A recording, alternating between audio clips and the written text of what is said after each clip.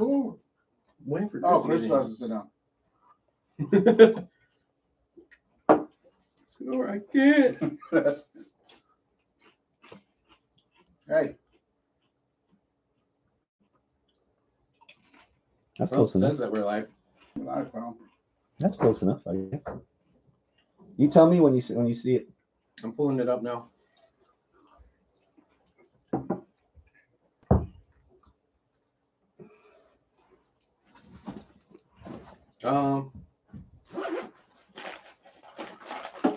Just in case. That's good. In fact, I think we might even still have a little bit of room. Once you, yeah, that way.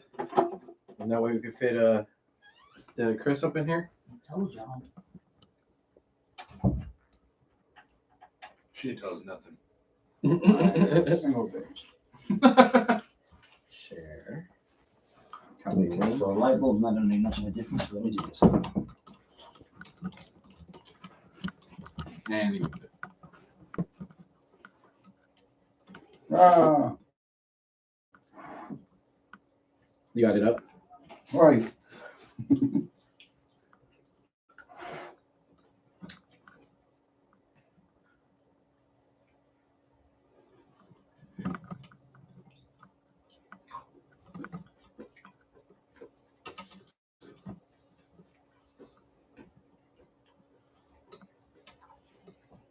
Something about this is very crooked. extend your legs more. It's still crooked.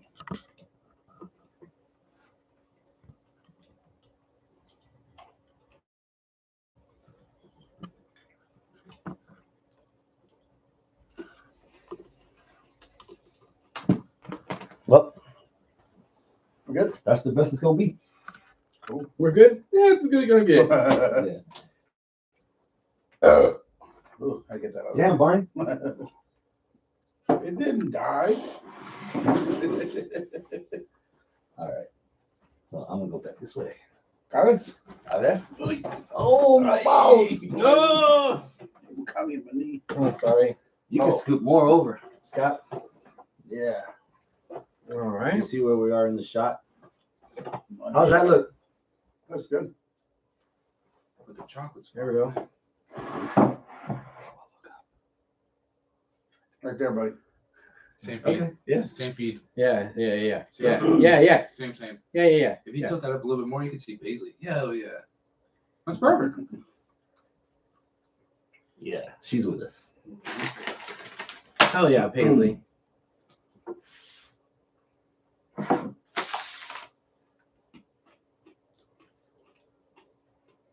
All right, I'm just sharing out with Enelface.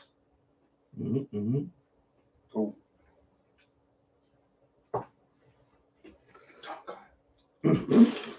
Yeah, I know. There you go. 31-7 Buffalo. Is the volume on? Yeah. We're playing KC next week. They are playing KC. You can hear us? Yeah. Okay. No way. I can hear you.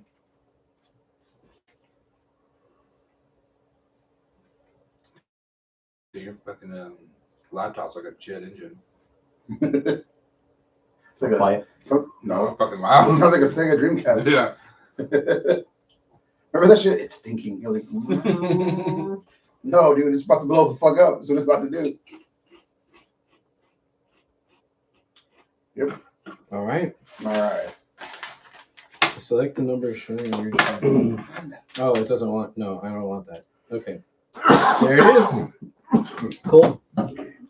So, do you have the audio going yet for the audio recording? Ought to. Okay. What? How do we normally number the year ends? We don't number we it. just call them the year end review special. Yeah. 2024. All right. Yeah. All right. Remember, it's 2024. All right. We're good. Live from HWR HQ. It is the 2024 year in review special. And this is Abel. This is Chris. There's Travis. This is Arnold. Hey! We almost got that right. You're Scott. Oh, Scott was Scott. Man. man. Damn it, That's Scott. right. That's right. And thank you so much for tuning in and joining us live. If you are watching this live, log into your YouTube account. That way we can, see what you say on here and we could involve you as best as we can in the show. We'll fact check, talk shit, say hi, whatever. I'll see it and I'll try to, read off your stuff. Now, if you're not watching this live, that's okay. You can still interact with us by dropping a comment down below or go on to Facebook, facebook.com/Houston Wrestling Radio. Yeah, Hector. Don't forget, like, subscribe, share if you can, and make sure you hit that bell notification. That way you'll know whenever we go online for any of our other episodes. Yeah.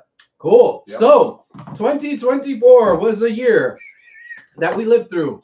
And now it's no longer around. We are in 2025, but we got to talk about what happened in 2024. So, Chris, how's it going, bro? Ah, man. Male of the year. Oh, we're starting with that. Yeah, Male of the year. All right. go for it. William Ospreay. The Billy Goat. Will Ospreay. Ospreay, huh? Yeah, dude. Male of the fucking year. Mhm. Like, it's amazing. I'm at a loss for words just how badass I think he is. The fact that he's on this twice. Yeah. The match of the year. I'm also over him, but still. At he's least. at least. Could have been on there more times. Yeah. But yeah, dude, he's fucking amazing. Right now he is at the top of the mountain as far as like active wrestlers, and he's working his way up the ranks of like I just say all time. So Really? slowly. I mean, I'm not gonna put him over HBK or anything like that, but like I'm saying, definitely over Bret Hart, but not over HBK. Yeah. But yeah, he's getting there, man. He's getting You're there. trying to get kicked out of here. I know, right? He just wants to go home.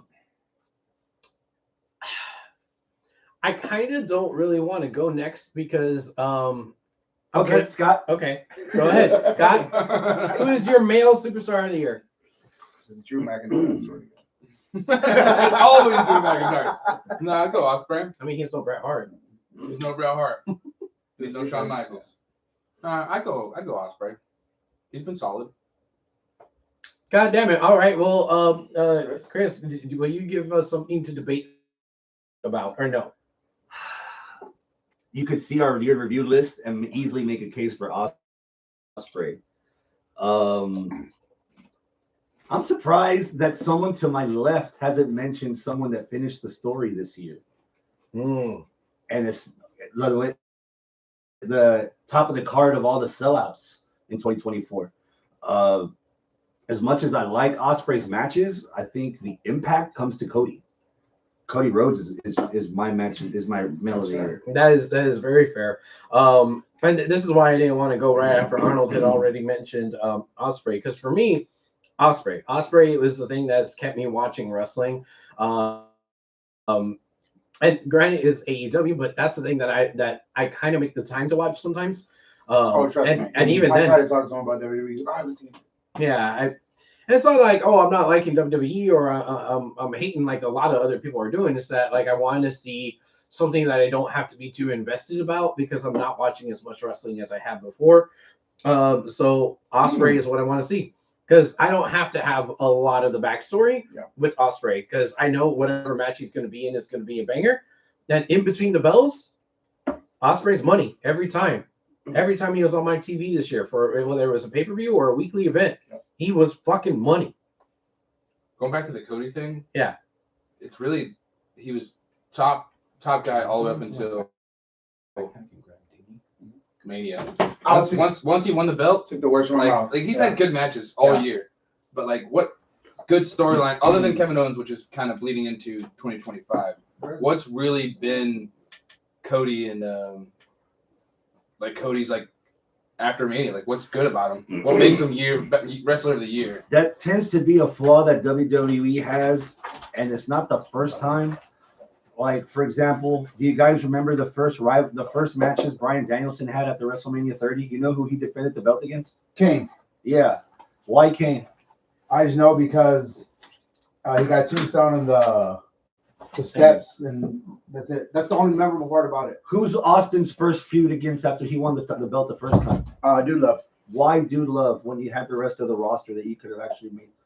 See, Great that- points. Yeah, Yeah. WWE doesn't do well on making great storylines or feuds Kofi. with first. Kofi's another Yep. good example with your first time world heavyweight champion winners. Second, third time around, that's when Cena really got his Randy Orton rivalry like down pat. Yeah. But that first time with Cena's run, Yeah. Who was Yeah, his if the first if the opponent? Same year thing had with Edge. ended in April, Cody would be the fucking Yeah. man of the year. But yeah, the fact that April through December, I can't even tell you a great match that he had. Not like rivalries fine or whatever. He's done his job as like top of the guy. Granted, when you're on top, it's everybody else's job to get up there with you. Mhm. So everybody else did a good job at getting up there with him, but he just kind of steadied the shit. Yeah. But yeah, I get it. I mean, we're not trying to sit here and say Cody's not important. Yeah. Cody's been very important all year, but for me and my money, it's been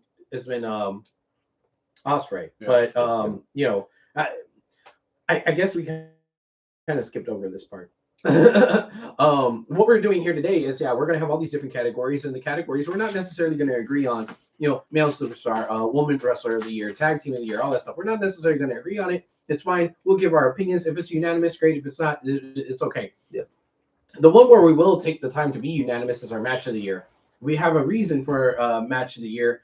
Why we do this way is because we've watched the matches. We've went ahead and towards the end of the show, we're going to say, hey, here's the match that we think is our least out of the 4 match of the year candidates, least favorite. So in this case, it'll be 4th, 3rd, 2nd, and 1st, and then we'll assign point values depending on what ranking we put them in, and the one with the most points will unanimously be our match of the year. Yeah. So that's how we're doing it. So as far thank you. As far as these other categories, we're gonna agree. We're gonna debate. If you agree, if you don't agree, drop it in the comments or say it in the live chat. I see Porsche. Yeah, you're in the live chat. Thank you. Hello. But yeah. So we have basically some people are saying Cody, some people are saying Ospreay. Is there anybody else that could get an honorable mention for male superstar of the year? Drew. Drew. I jokingly said Drew because it's Scott, but Drew had a hell of a fucking year, man. yeah. Like he built up so much equity for future Drew that like 24 is gonna be like his stepping stone year. Like he did all the jobs. Like he made everybody look good. He was like the Razor Ramon this year of like he made Punk look great. Yeah. He made fucking just everybody he worked with look really, really good. He advanced storylines with social media in a good way, not a cringy way. Like he was like, dude, everything just kept going. He made like all the moments at Mania look fucking cool. So in his match or whatever, what happened with Punk, like just everything in general, he did the damn thing. I would say he deserves a real big honorable mention. So you mentioned that he was kind of like Razor Ramon. So okay, but he mentioned that's kind of like Razor Ramon. So why don't we maybe make a little bit of a case for Damian Priest? I mean, he had his first run as a world title.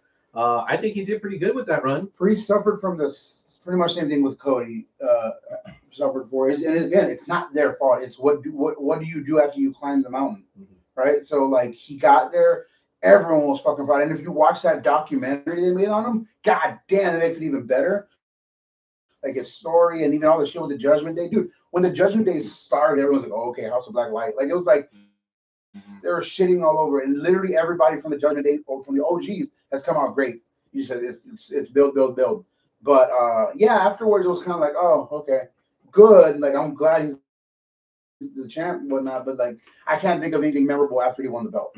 The issue with him is just the fact that he's been stuck in the same storyline for the whole year against Judgment Day. Like as a world champion, he should have beaten Finn And moved on. in the next pay-per-view or 2 pay-per-views, had a couple of matches, and then moved on. But somehow they just keep, and he kind of I feel like he got pushed back to behind Rhea. Like all of a sudden, instead of being Priest as a world champion, it became Rhea's back. He's the partner kind of thing. And it's like, man, it's like I kind of want Priest to do more, but he's stuck with Judgment Day. So you talk about Priest, he lost the belt to somebody. Who did he lose it to? Cool. No love for Gunther. Gunther. He had Yeah, he had that Intercontinental run streak end at WrestleMania, Yeah. and then 3 months later, 4 months later, he's a world champ, Yeah. and he's still our world champ in the year of the Lord 25. Matches with Randy that Yes. were really, really, really good. Hell, Randy Orton, another little shout out to him. This is the past like 5 years has been the coolest Randy Orton I've ever seen. Like in general, the shit with RK Bro, and even when he came back, like I was just as excited when he came back than when Punk came back on the same night. I was just like, damn, one, jacked, but two, like he's just consistent and like fucking, like, he can do whatever he wanted. It's cool. Like whatever he does is just natural, dude. He made old buddy from NXT look badass, except for the botch RKO. Javon Evans. Man, other than that, he That's had a fun. great fucking match with him. Yeah. Like he's doing side quests now. Like he's already did his thing, and now he's just doing cool little side quests. But yeah, Gunther had a solid run. Again, I think with him, much like Drew, 24 is a lot of building up. And I think 25 is definitely going to be his time to shine. Going back to the point that we were kind of making about the champion's first run. Portia in the live chat says after a face wins at WrestleMania, there are several challenges WWE typically faces in terms of character development. 1, maintaining momentum. 2, handling the post WrestleMania fallout. 3, booking challenging rivalries. 4, avoiding overexposure, and 5, the actual fan expectations. Some of that is on us, But how much of that is on us? You just said that booking expectation. I mean, I used to love, and it sounds dumb because they took that clause out. Remember the rematch when he beat somebody for the belt? I used to love WWE Backlash. I love the Backlash. It was basically WrestleMania the Revenge. Yeah, I loved it because it was like, okay, cool, I lost my title. Well, I'm gonna fight you again for the title, and it was like 50-50 chance that they win it back. Sometimes it was even cooler if they won the title back, because then the chaser, the champion became the chaser again. It just started all over, and it provided for a really, really cool little thing. But I'd rather to me that's a good problem to have as a champion. Like, I don't know what they're doing, but I'm the fucking champion. It's like, well. You got nothing to do with it. And Exactly. Keep it on me for a little bit. Yep. Yeah.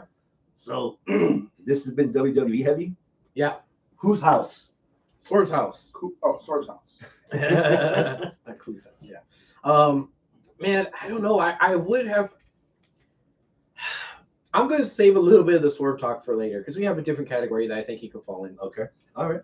But for me, if y'all want to talk about Swerve, go ahead. I do, because I love Swerve, and I love how far he's ascending this year. That being said, ascending, even though he was champion, that's why I said that's what I hated. When he was champion, he was the 2012 Punk till who was overpowering him? I don't know Cena. why. No, I know Cena, but like for AEW, who was he being overshadowed by? Danielson, Moxley. Yeah, Danielson. Whatever it is, he wasn't like the top fucking guy in AEW when he was a champion. So it was kind of like, damn, I'm so proud, I'm happy. But like, he wasn't even getting like the second main event on some of these pay-per-views, and that shit was whack. He wasn't on the AEW after he won the title. Yeah, he wasn't on. He wasn't on the Dynamite at all. Yeah, at all. He didn't get to celebrate. It's bad booking, but like I love when people get over despite bad booking, and he's successfully done that. Mm-hmm. Scott, who's your female of the year?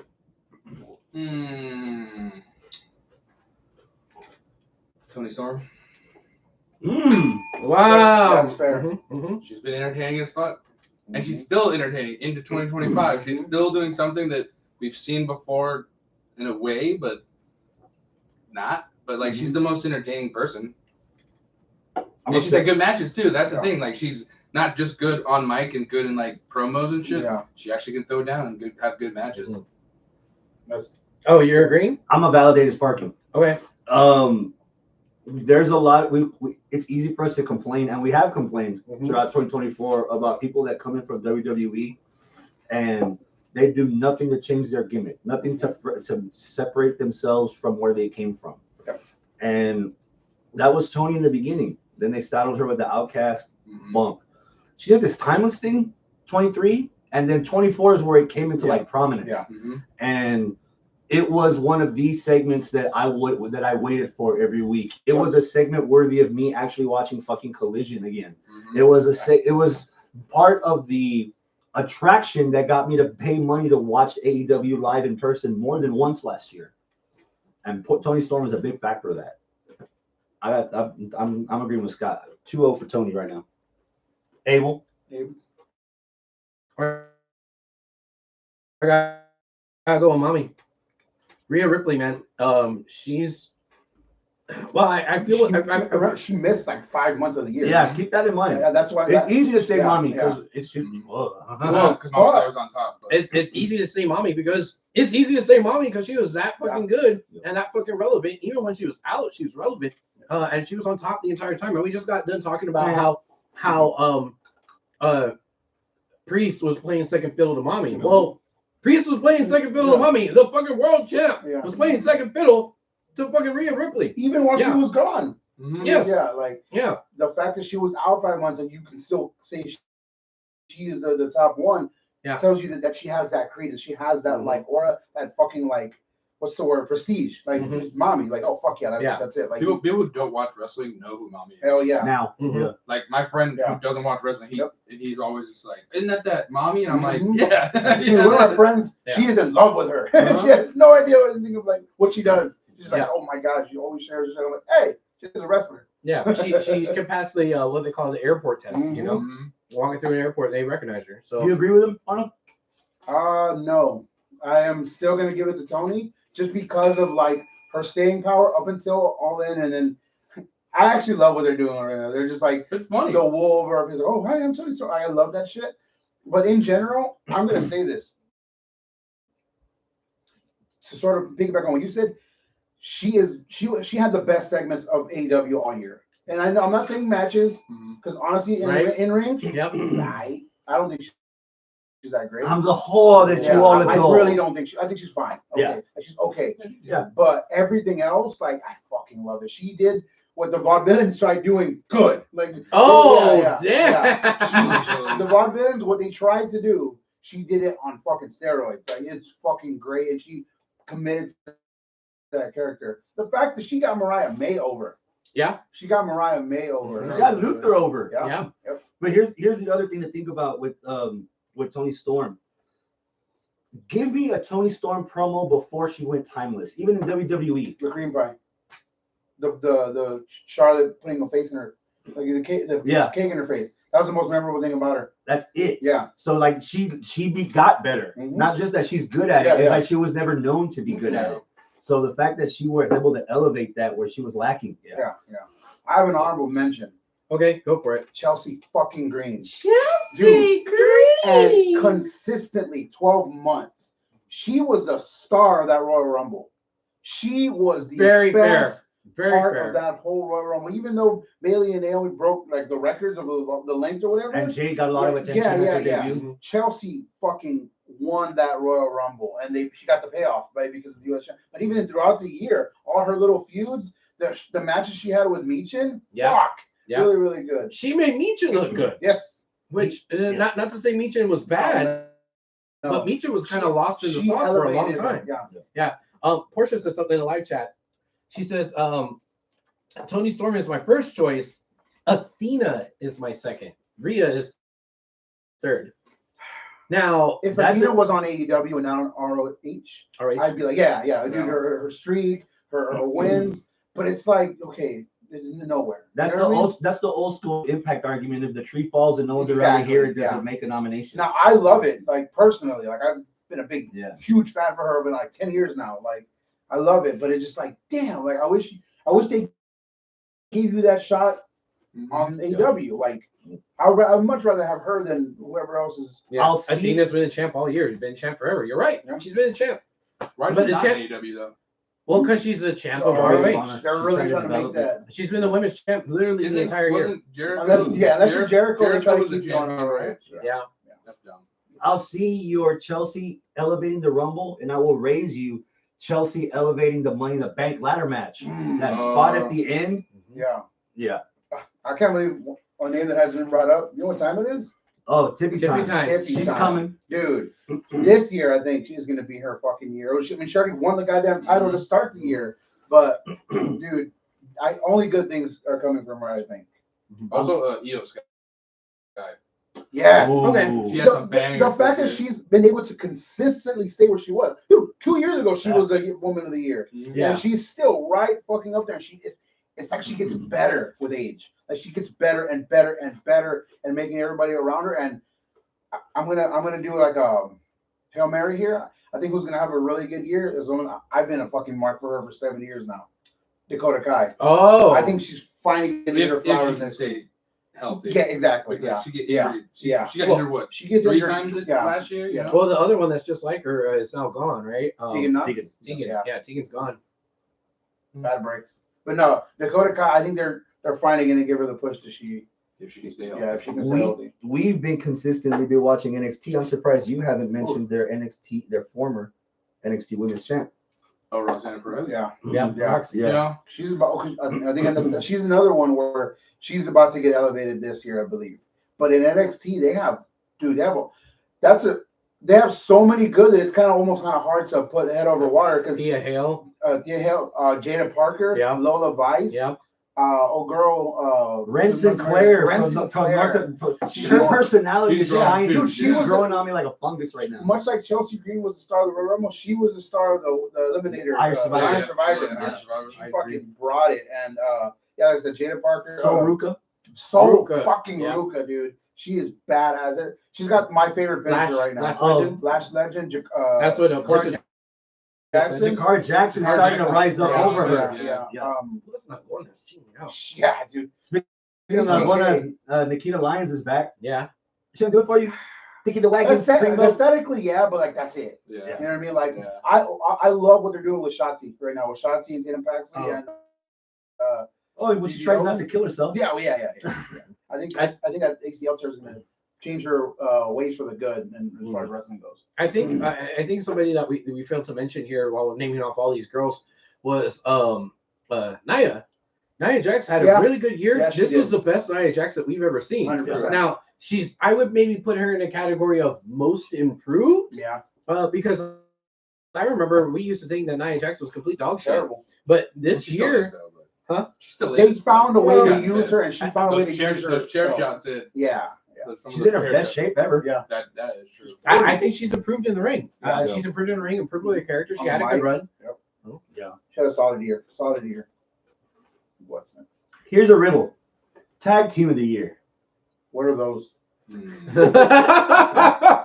What are those? I mean, Anybody have one before I jump in? War Raiders What? for the end of the It's year. for Pops, Yeah, yeah. he was injured for half of the year, right? He was gone for the whole year. Yeah. I mean, not the Bucks. There's one thing. the Detroit. There's Pistols? one team I can think of What on are the they top of my head. The Motor Motor City. City Machine Yeah, Guns. those. What are they called? The Outrunners? What are they called? Those, Yeah, those, the Outrunners. Yeah, the old guys. I like them. those guys. I mean, Claims had kind of a weak year. My pick is Fraxium. Yeah, Who? underrated. Nathan Frazier and Yeah, Axiom in Axiom. NXT. Oh, And they've had that little pseudo feud where they're like, "Oh, you're doing too much. You're not focusing on the team." And then the other one tried to do it, and he was. And then there's like at least 3 or 4 times you thought they were gonna lose because they couldn't find their footing as a team, and they wind up overcoming, and they're still champs. They steady have what the Undisputed Era and Street Profits used to have when back in the golden era of NXT is they have like show-stopping matches on like takeovers or whatever. Like they just have like holy fuck matches, and they're really good. Shit, now they're both having singles Singles matches. matches. That are just Tag as matches good. on the Yeah. same show. On the same show, bro.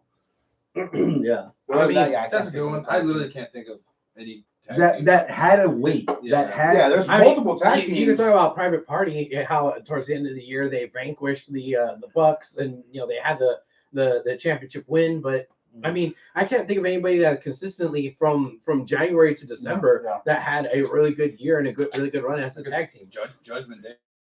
Finn and McDonough. Yeah, Finn and won the McDonough. belts. But They even though they're defended, like, secondary. twice. Yeah. Thrice maybe. That's the only other thing I can think Judgment of. Day. Yeah. The Guns for making it to the main. Dude, Naomi's a tag team champion, and she didn't win anything for it. She was, hey, you're the champion. Okay, cool. She didn't have a tag partner. So, I don't know. Yeah. Tag one's probably the hardest Yeah. one on the list. Yeah. I could not even give you a name. Rising star in the male category. Rising Star. I Oh, fuck it. I'm gonna go ahead and say it. I'm gonna butcher his name. The guy who fought Osprey. He was in his team. Fletcher. Kyle Fletcher. Kyle Fletcher. I see him. I see 2003 OVW. Like he's got the fucking like the prototypical look that Vince McMahon and like even early Triple H would just go wild over. Yeah. If he stays healthy, he's gonna outgrow the fish pond and go to WWE. And I hope that it happens because after that match that I saw today, dude, he's got it. He's got it. And he's got it, and I just don't want him to blow it before he gets. So that's why that spot pissed me off so much during that. We'll get there. Yeah. If he doesn't fucking kill himself before he gets there, Yeah. he has the attributes to be a very, very, very good. I wouldn't call him a rising star yet because he's not ascending that fast or whatever. But he has the potential to be the ascending star. All right. Give me one. Oh man.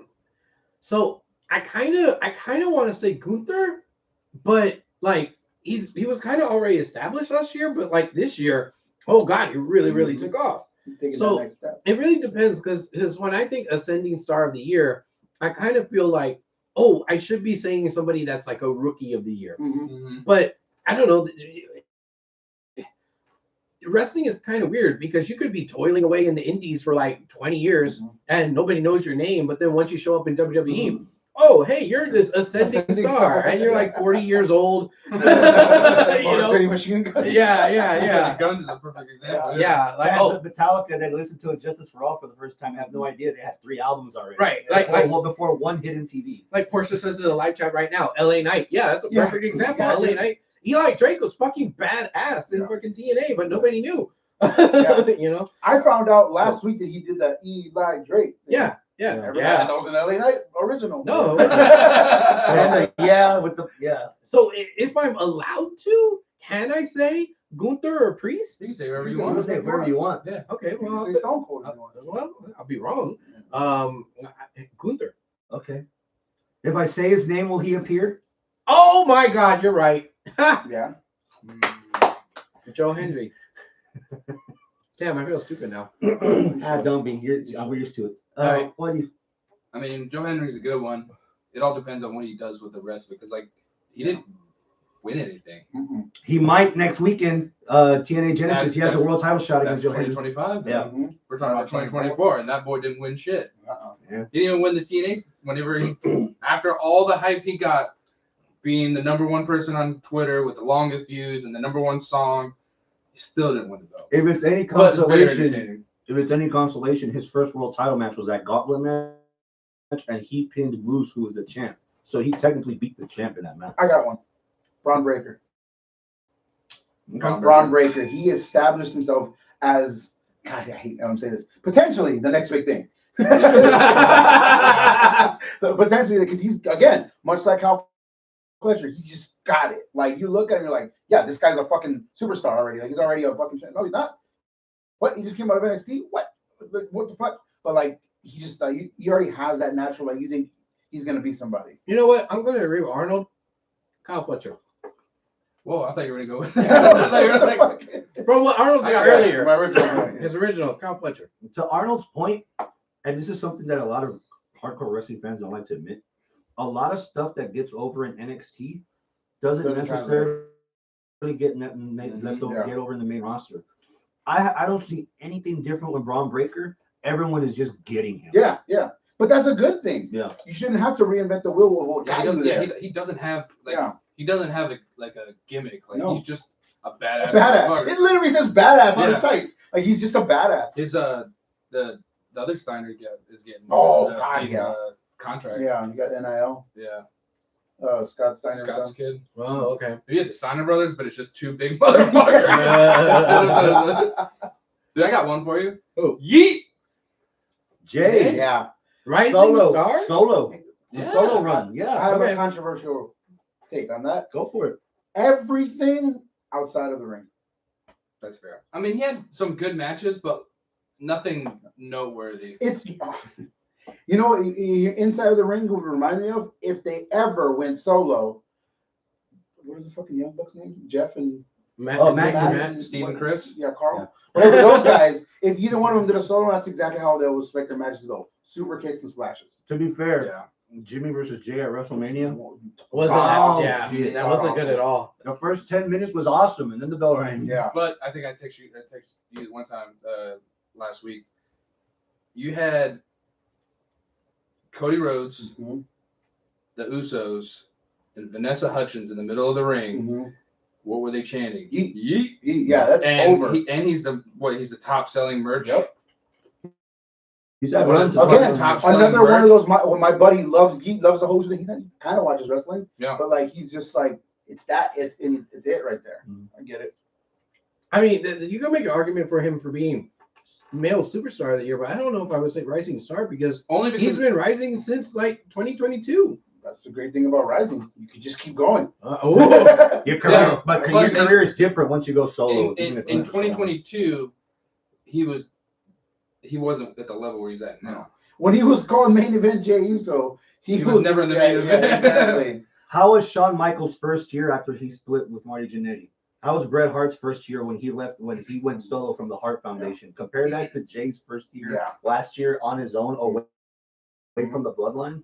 Jay's had a better one than both of them. away from the bloodline, they sucked him right back in. Oh, yeah. I've been trying to do this for the last 5 minutes. I'm picking Obafemi. Oh yeah. Obafemi, bro. Dude. I was He's a because I fucking was going to freak. say Trick, but Trick's already there in NXT. Mhm. Now once he gets up here, then he'll start becoming ascending all over again. Yeah. But yeah, Obafemi.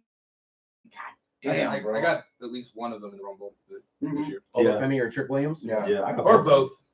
I just hope they don't do the thing where the NXT champion's on there and then he gets fucking eliminated. That's Vince's. I'm forever scarred because of what Vince used to do to NXT up and comers. Like whenever So they Obafemi, it's going to take 4 or 5 dudes to eliminate him. dude, Obafemi Omos eventually. Good lord. He's too busy in Japan, man. Hey, he's building his fucking equity out there. Portia agrees with y'all about Jey Uso. She said that's that's her choice. She says that's my boy. Yep. He's got one of the top selling merch in WWE. Like that's rare. What? I know that we already talked about him for being male superstar of the year, but could Ospreay also be considered an ascending superstar from this year? No. No? No. I mean, He co-main evented the first All in London with Jericho. Yeah. We already knew what he was doing.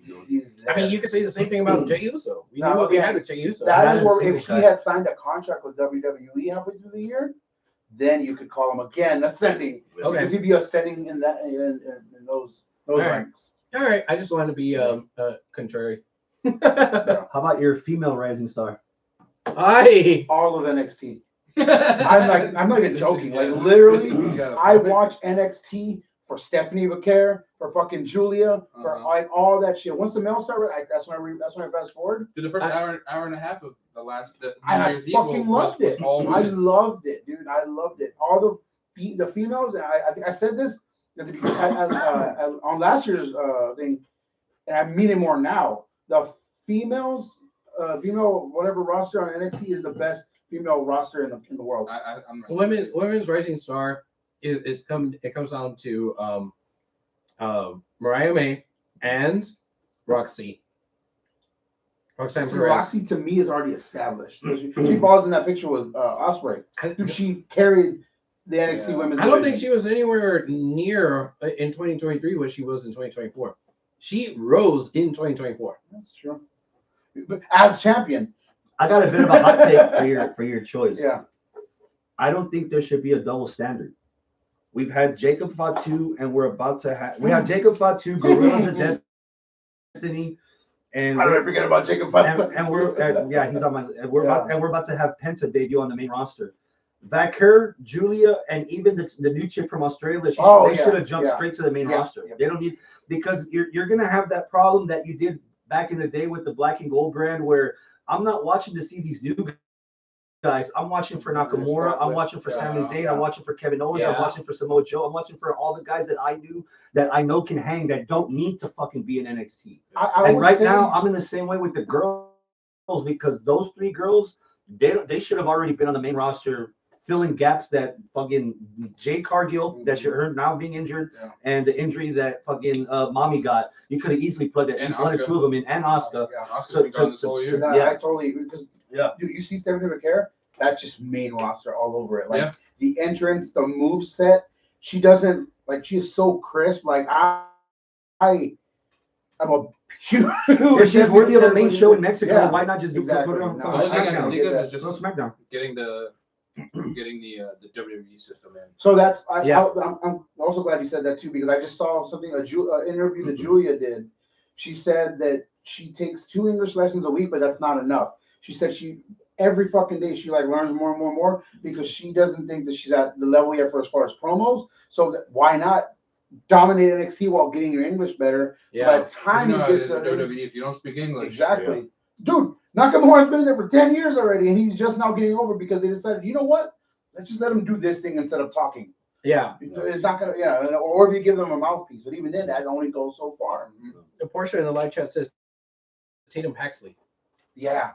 But again, Well, to me, that also devolves to roster, literally everyone on the NXT roster, and that's a good thing. Normally, loving everybody in is a bad thing. To me, that just means that's how good they are. They're just it.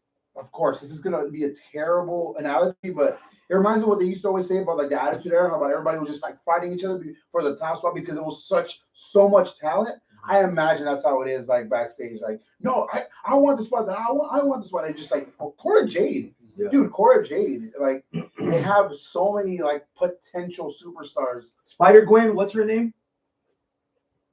The chick that used to come out as Spider-Gwen with the hoodie and stuff. Oh, She was the first North American yeah, NXT champ. Yeah. I forgot her name. Yeah. Carmelo's girlfriend, Kalani. Yeah, Kalani Jordan. She's Kalani really, Jordan. really, really good. Yeah. Yeah. Dude, again, the list is literally damn near endless on. I'm gonna NXT. pull an Abel here. Oh. Mariah May is a lock for me, but another one that's rising star because I still feel like even up to like last year, a lot of people still didn't get her. Was fucking Willow Nightingale. Okay. Like I think she had her best year so far in 2024 because people finally understood her gimmick. Yeah. And she had some great matches Yeah. too. Well, it took a while she was like the Bailey for a little while, just like, hey, yeah, woo-hoo. Yeah. And it just took that whole run with Chris Statlander. That was really, really good.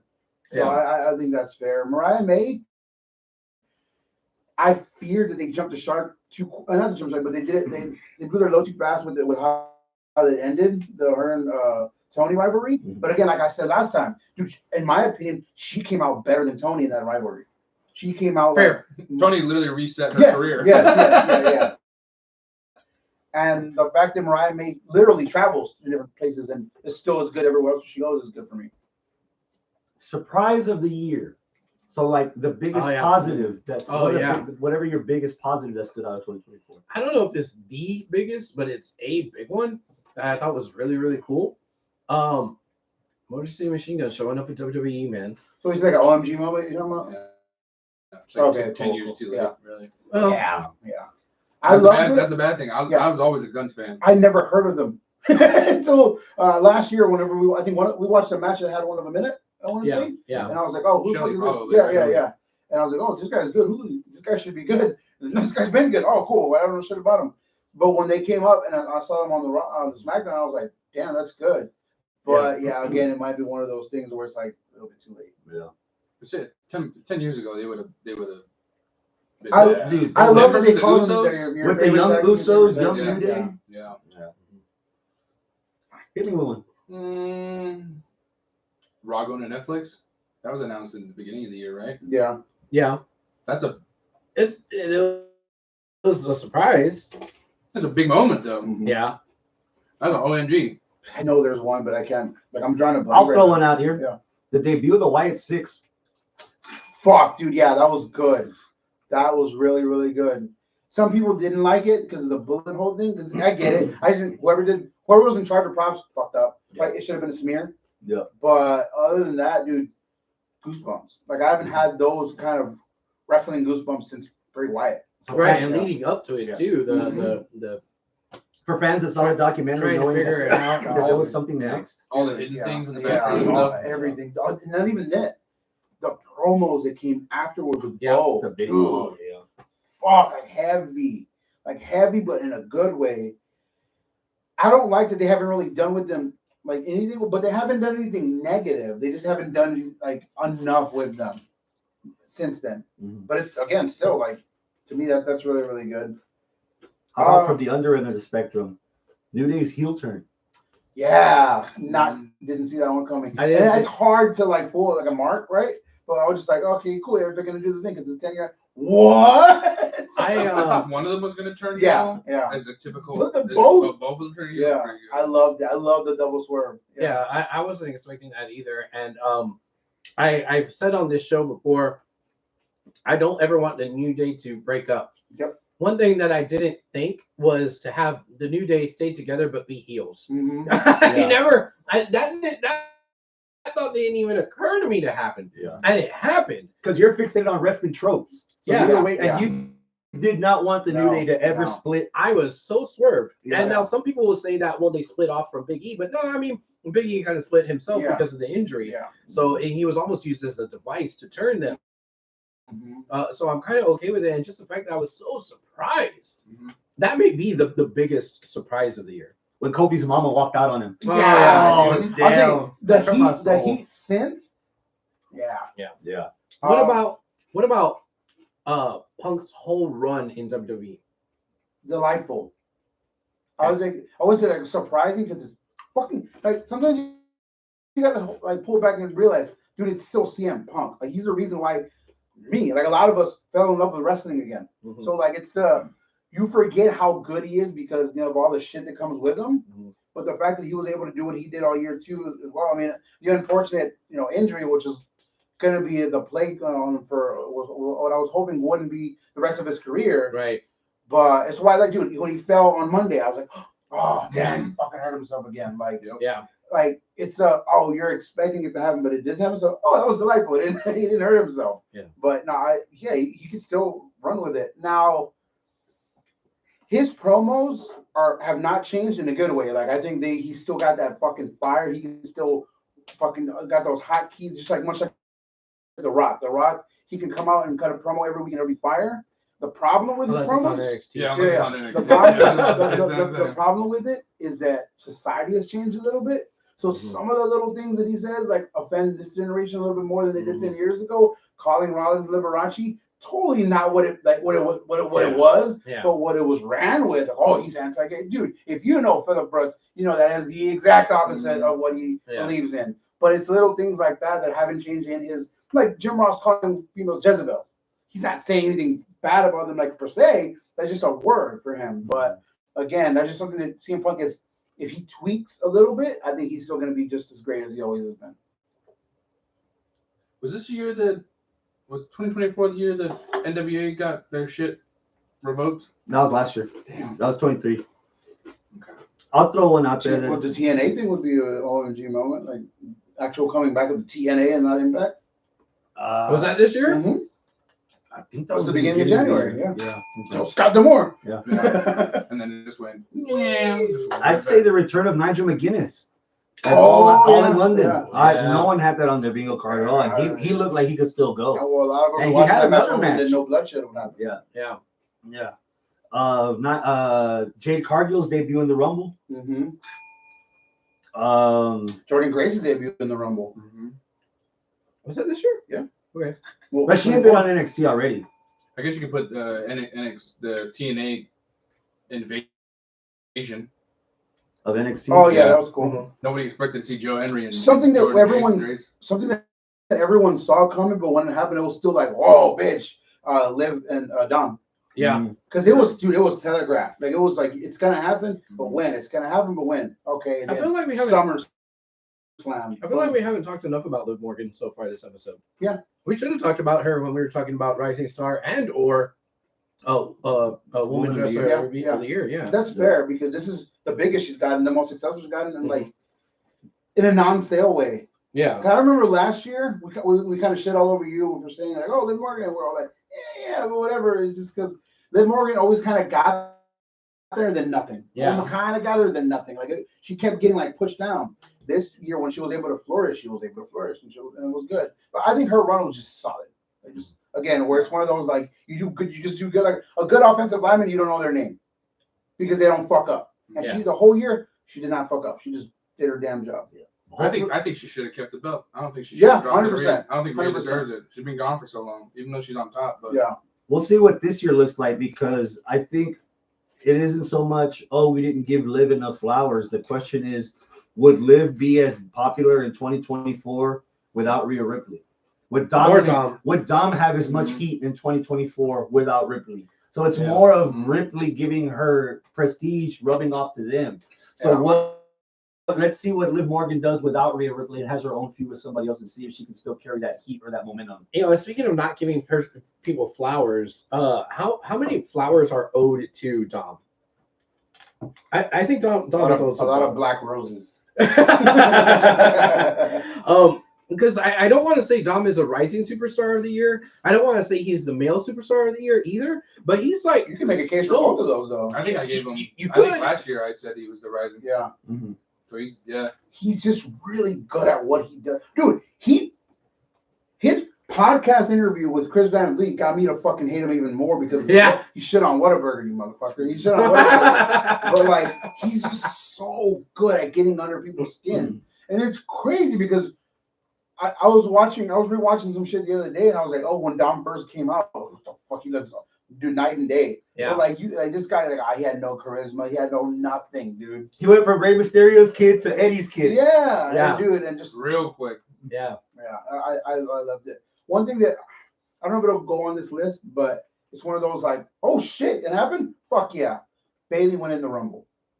Because Bailey has been another one of those underrated, like, not underrated because she's gotten all the accolades, but just in general, the workhorse out of all the 4 horsewomen, she's always been there.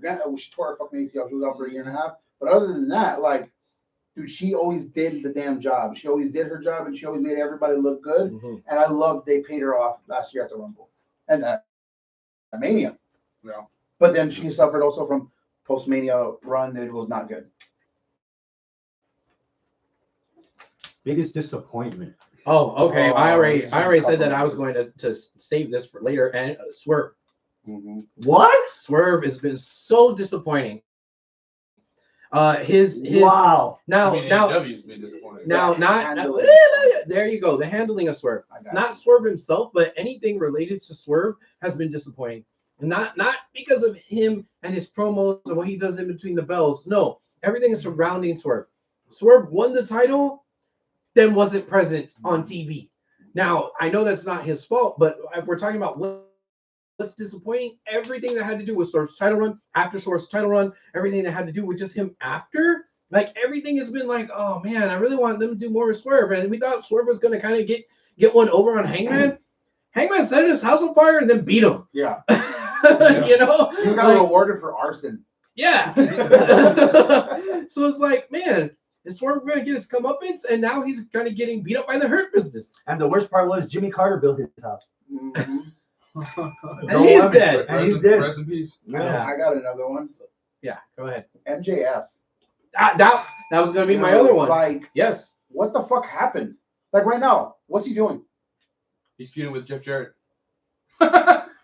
He went to film a movie. He went to film the sequel to Cool. Kill him off. Gilmore. Kill him off. Like, find better ways to. He was injured too. Yeah. Right? Again, find better ways to do that because to me, it just like, what the fuck? This guy went from being the reason why Abel liked wrestling last year. Yeah. Like, so what? Right now, I personally do not know what he's doing.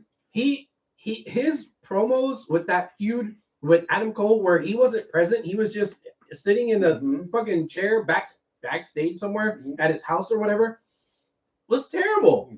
It didn't make any sense, and I didn't care about him versus Adam Cole. And they also switched the polarities on them too, and it didn't make sense either. It was just awful. You could add Michael Cole on that. Adam Cole on that list. Don't ask Michael Cole. Michael Cole's fucking ascending. But no, that's the biggest disappointment. You can't fucking yeet. Oh yeah. Fucking doing all this shit. Yeah, dude. Yeah. Man, I'm going to say AEW in general was a very, very disappointing to me personally. For what I like AEW to be, they were disappointing. I understand your grievances, and I agree with y'all. Y'all are wrong. Okay.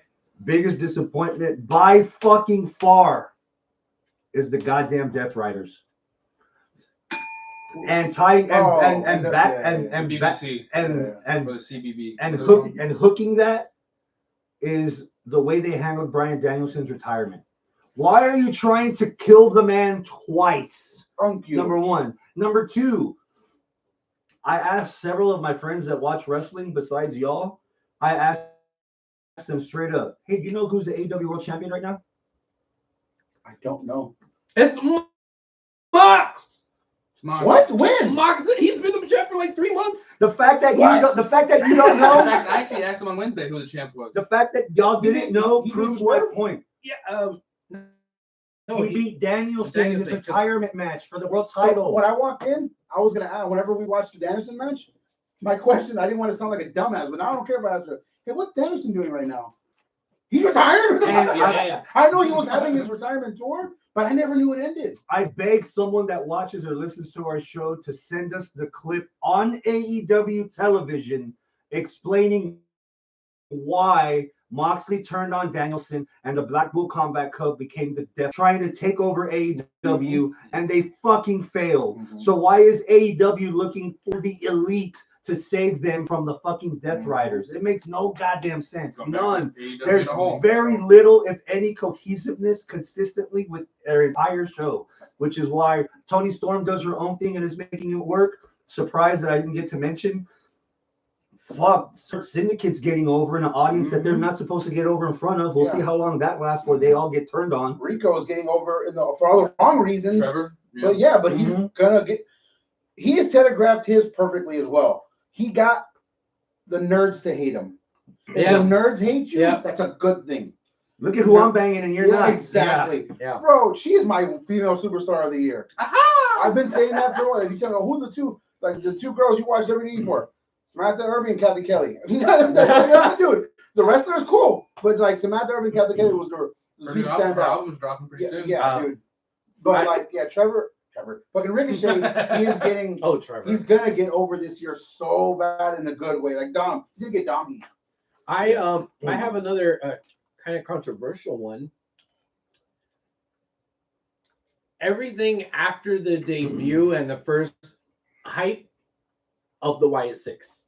yeah. Yeah, that's Everything fair. after, That's like, not controversial at all. That's fair. yeah, everything that has happened with the Wyatt Six since like the first, I don't know, month that they were like, oh, this is a thing, cool. Oh, they have this backstage thing, cool. No, we're gonna fight what's his name? Chad Gable, cool.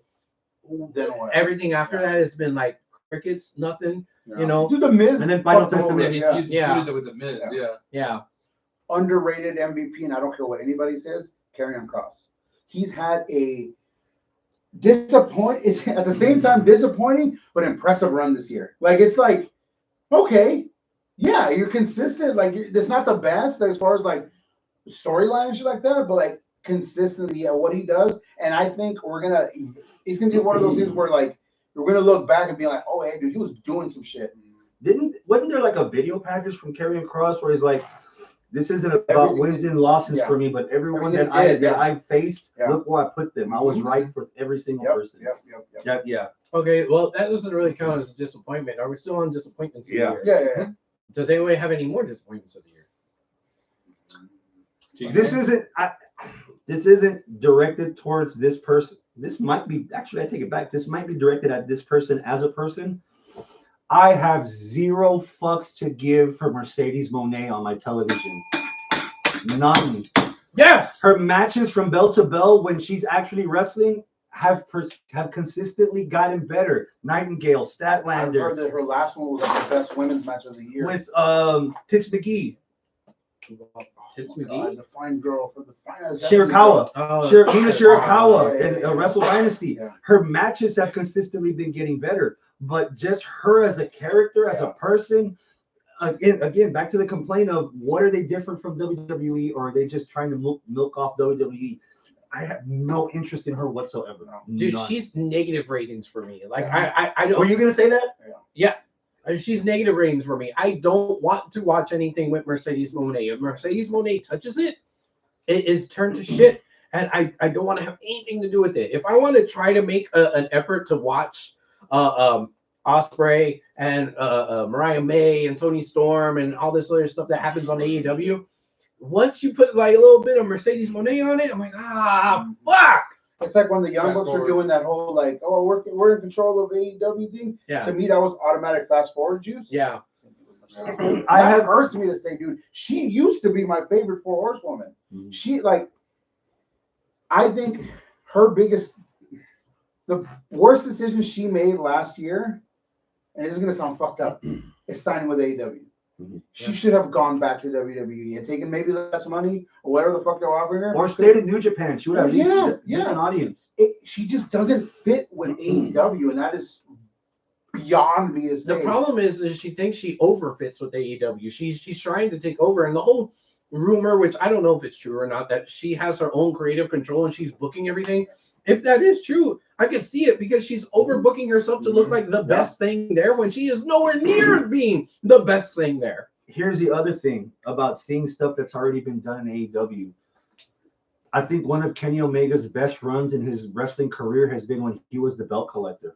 Yeah. I do not want to see a belt collector that's thriving on mid-card titles. Yeah. Oh, fair. And matches that we don't even see. Yeah. Like, you could see Kenny Omega beat the shit out of the dancer guy from the Cruiserweight Classic and beat him for the world title on Impact. But I'm not watching fucking Rev Pro. I rarely watch fucking New Japan enough to see any of her title defenses. Rich Swann. Rich Swann. Thank you. The dancer guy, yeah. Yeah, I was like,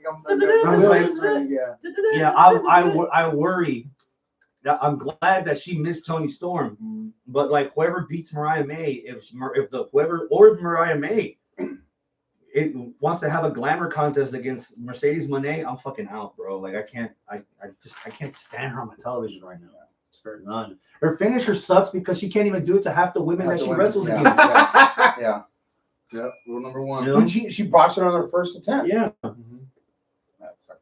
I would say disappointment would be TNA. We talked about it earlier, but the fact that they were like, hey, we're going back to the name TNA. And everyone's like, hell yeah. Excited. Scott D'Amore in charge. Hell yeah. We're going to have this. And all of a sudden it was like, Scott D'Amore's out. It's like, oh, nobody cares about TNA. Yeah. There was a good.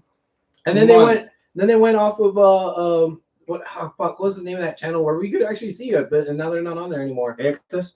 Yeah. No, they're still on Access TV. No, they're on Access. They're still on Access. They switched from something so many times. But I still get them. Whenever I still get the channel. Whenever they announced they were going back to being TNA, me and Chris were like, all right, I'm gonna record it. We're gonna watch it together. Dude, it got me watching like the top 30 TNA moment. That's all I knew about all the shit now because I relearned. I learned all the TNA shit that I missed for those 15 years that I didn't watch. Especially since last year we made such a big deal about Speedball. Like, dude, everybody's sleeping on Speedball. Yeah. You're sleeping on Speedball. Watch TNA for Speedball. Oh, he's gonna be so, I have a good question for when we get to for the matches of the year again. And that does have it has heavily to do with what TNA stands for. Yeah. Okay. It's total nonstop action. No, I know that. It's an ass. Another disappointment, even though it started this year, was announced last year. Not only are we getting, and this is weird to say as a wrestling fan, I'll admit, but not only are we getting less WWE programming, we're getting fucking more WWE programming. I think between Scott and I, or me by myself, I watched every episode of Monday Night Raw when it was 2 hours last year. Because Raw in 2 hours, SmackDown in 2 hours is fucking delectable. Yeah. Raw, because it's a lot of more in-ring action. Raw is a lot of sizzle and glamour. Yeah. But in 2 hours, it's a lot more digestible to take a Monday Night Raw. Mm-hmm. So now Raw is 3 hours on Netflix, maybe up to 7 hours, depending on what the Raw feels like. 50 minutes. And then now SmackDown's also 3 hours. And how fun was last weekend's SmackDown to watch as a 3 hour show, as you were watching most of it this morning? Well, I only got to watch about half of it before y'all showed up. So yeah. Same. There you go. I got about an hour and a half into the episode. I was watching Texas versus fucking the college football game. I cannot dedicate 3 hours of Friday night to wrestling. I don't have a life, so I can. Like I got 2 kids at home. I ain't fucking going nowhere. I'm just not doing even then, I didn't fucking finish. So explain the difference of watching a 3.5 hour Texas game, but not wanting to watch a 3 hour Raw. I care more about one. Valid. I care more about one. Yeah. But I get 17 Texans game a year. You get 18 on a good year now. Yeah. 52 Raws a year. 52 Raws a year. And now 52 SmackDown. Yeah. SmackDown should have stayed at 2 hours. Yeah. But you know what's weird though? I'll pull it back. Sometimes there were SmackDowns where I was like, oh, I wish it was a little bit longer. And sometimes there were these Raws that were 2 hours. We're like, oh, damn, you could tell they were kind of rushing everything. But I full-heartedly agree. Every 3 hours is like, nah, that's too fucking much. So maybe let's have 2.5-hour programs. Like, If we're gonna have 3-hour Raws, 3 hours of SmackDown, 2 hours of NXT, and also Saturday night main events whenever they feel like it, bro, it is too fucking much. Too fucking much. part Plus of me, your 3 hours of AEW. at the Plus your same 3 hours of time, AEW. part of 2 me hours wants of to AEW? time travel until Technically 2016, 2019, Arnold. The program is really fucking good now. We were getting all this programming, all these hours, and back then too, just in different formats. Yeah. Now we're still getting probably the same amount of hours. It's more. It's more. No, there's no fucking 205 Live. There's no main event. There's no all this other shit that you would have to also watch. NXT was best at 1 hour. Exactly. So like, Yeah. I don't know, man. The fact, what I'm saying is that the product is its best. Is the best it's been in a very, very long time. I do agree with you there. So it's kind of like, oh no, you're giving us two good things. But too much But of it's a like good too thing. much of a good thing is It's a bad. bad thing. Yeah, I get Yeah. it. I get it. Rivalry of the year. Oh man. Shit. This is gonna be This right is gonna be here hard. with me. On the Alright. count of 3. 1, 2, 3. Roman versus Punk and Cody. Drew. Wow. Did you say it too? I said No. fucking Drew. Punk and Drew. I said Punk Roman and versus Drew. Cody. Roman versus I'm so- Cody. Yeah. How long was that rivalry in 2024? It was an entire year. No. Yeah. Yes, it was. Yes, it is. Rivalry. I under no. 4 months. No, It ended at WrestleMania. No, it didn't. They tag teamed It in didn't. August. It didn't. It didn't end. That story is still going. The chapter was ended at WrestleMania, but that story was still going on. There was still all of the WWE main event programming is centered around Cody, him having the title, the new bloodline, and then the old bloodline coming back, and then like the whole thing had. We never got rid of the Roman who's the head of the bloodline, we never got rid of it. The entire year from front to back, even to right now, still has everything to do with what's going on with Cody and Roman and the bloodline. It's still there. I wouldn't say Cody. You should just say the bloodline Yeah, story. that's what I would Okay. say. Yeah. Yeah. Because you didn't really Yeah. mention Cody at all in that No. whole entire conversation, other than him winning the I am- championship. But he won the belt and he moved on. I'm Yeah. actually very surprised that all three of y'all, neither one of y'all said Tony Storm and Mariah May. That's very- second. That was me. That was Yeah. when I did this. It was Tony Storm, Mariah May, Drew Punk. Nothing to me came close. Yeah. Right. The reason the bloodline war is like third on my list is because just like the NWO, Yeah. at some point Yeah. you're gonna get tired of running Yeah. and the same fucking finish. You know? When you hear tribal combat, you know, okay, a run-in match. Yeah. The first half don't matter. Yeah. Yeah. But yeah, I've got Drew and Punk because to Abel's point, that rivalry lasted the entire year, and it began in January when Punk got hurt from Drew. And All right. then into WrestleMania where Punk cost Drew the title after Yeah. winning it for 5 minutes I ago. prayed for this and it happened. Yeah. Oh, Yeah, God that was damn, a that's so great fucking line. good, I prayed for dude. this. Yeah. God damn, that's so That's a great fucking line. good. I I got a bracelet over, I never had to put someone else's name on my shirt to sell money, to make money. which is not a fact. But yes, yeah, dude. So just lying on that. He was doing the callbacks on some of his old promos, the arms to box with God promo. Like he did so many callbacks to himself to prove that you do not know who you're fucking with. And like Drew was like, no, you don't know who I am now. So Yeah. it was just like boom, boom, boom, dude. Him fucking doing the 1-2 on that in fucking and in Scotland. Oh my God, this whole rivalry was just chef's kiss. The different, and I will fucking say this: the difference between WWE and AEW is this storyline. Yeah. AEW could never. Here's a And question. that fucking hurts to They say. burned someone's house down. And Yeah, nobody yeah, cared yeah. about it. Here's a question for y'all, and this isn't to pile on Abel, but this is just being objective. Fuck you. Yeah. Yeah. This is the pilot. Oh yes, Daddy. Give me a negative on the Drew versus Punk storyline. It's over. It's over. It's over. Like, It's finished. no. And it might not be. That's true. Rumble might bring it back Yeah, around. that's true. Yeah. But That's a good thing about it. You can bring it. You can start it back up. Yeah. Challenge declined. And, Challenge failed. and I know it's not in front of a bigger audience or not a lot of people saw it, but dude, Tony Storm made Mariah May through the entire year, Yes, and then for yes. her winning the title, Yeah. yeah, That was Bloodline's cold. third for me Yeah. because Okay. for that. Yeah. And again, when we go back to Tony Storm's one of the diamonds in the rough that keep AEW afloat, and you're making time to watch them, and you're making effort to go see them live. Yeah, that's gonna hold a lot more weight than more Samoans. How many fucking more are there? Mhm. Oh, we saw the chart. There's 80. Well, they'll get here eventually. Yeah. We got one coming soon too. Mm-hmm. It's time. Oh God.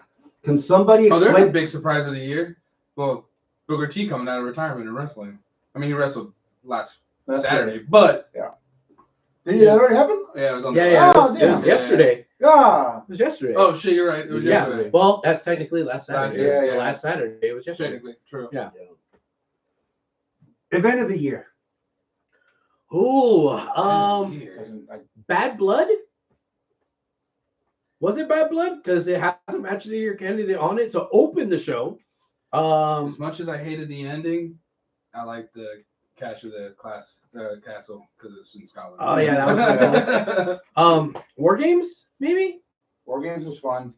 I am torn between just WrestleMania 40 because of how fucking huge it was. Like in Mhm. general, literally like big Yeah. and cold, and you were there. So like like how much like dude again, WrestleMania is when I get those texts from like casuals or not even casual people Yeah. who haven't watched in years. Like, oh, you know so and so, yeah, it's cool. Hey, you like that stupid Yeah, shit, yeah, right? yeah. But and now I will preface this by saying I watched this event at 1 a.m. and finished it at 4 a.m.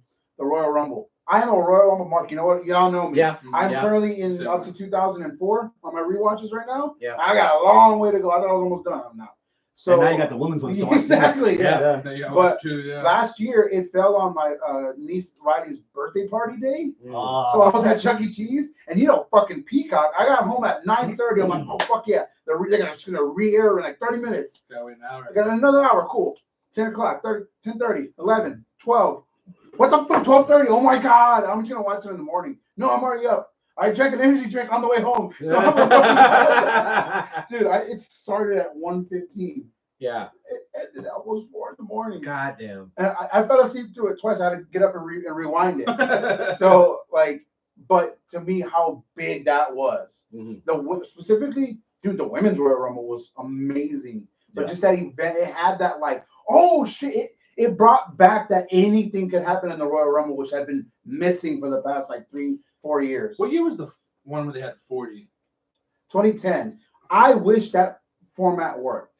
Because 40-man Rumble? yeah, because I always think when 28 comes on, every I'm like, 60 minutes, right? Instead of every 2 minutes. I mean, 60 seconds. It was every 60 seconds. It's been that way since. Oh no, they went back to 90. I wouldn't they be went back to mad that. if they They went did it to now 40 because of the there's bigger enough. roster. There's enough. Exactly. There's enough like big stars that you could be like, well, I want to see him, and it's like, well, I don't want to see. And then there's NXT. And there's NXT. Yeah. And there's the TNA. Yeah, I would love a 40-man now. But yeah, I think if you would ask me, I'd still say the king is WrestleMania 40. Chris?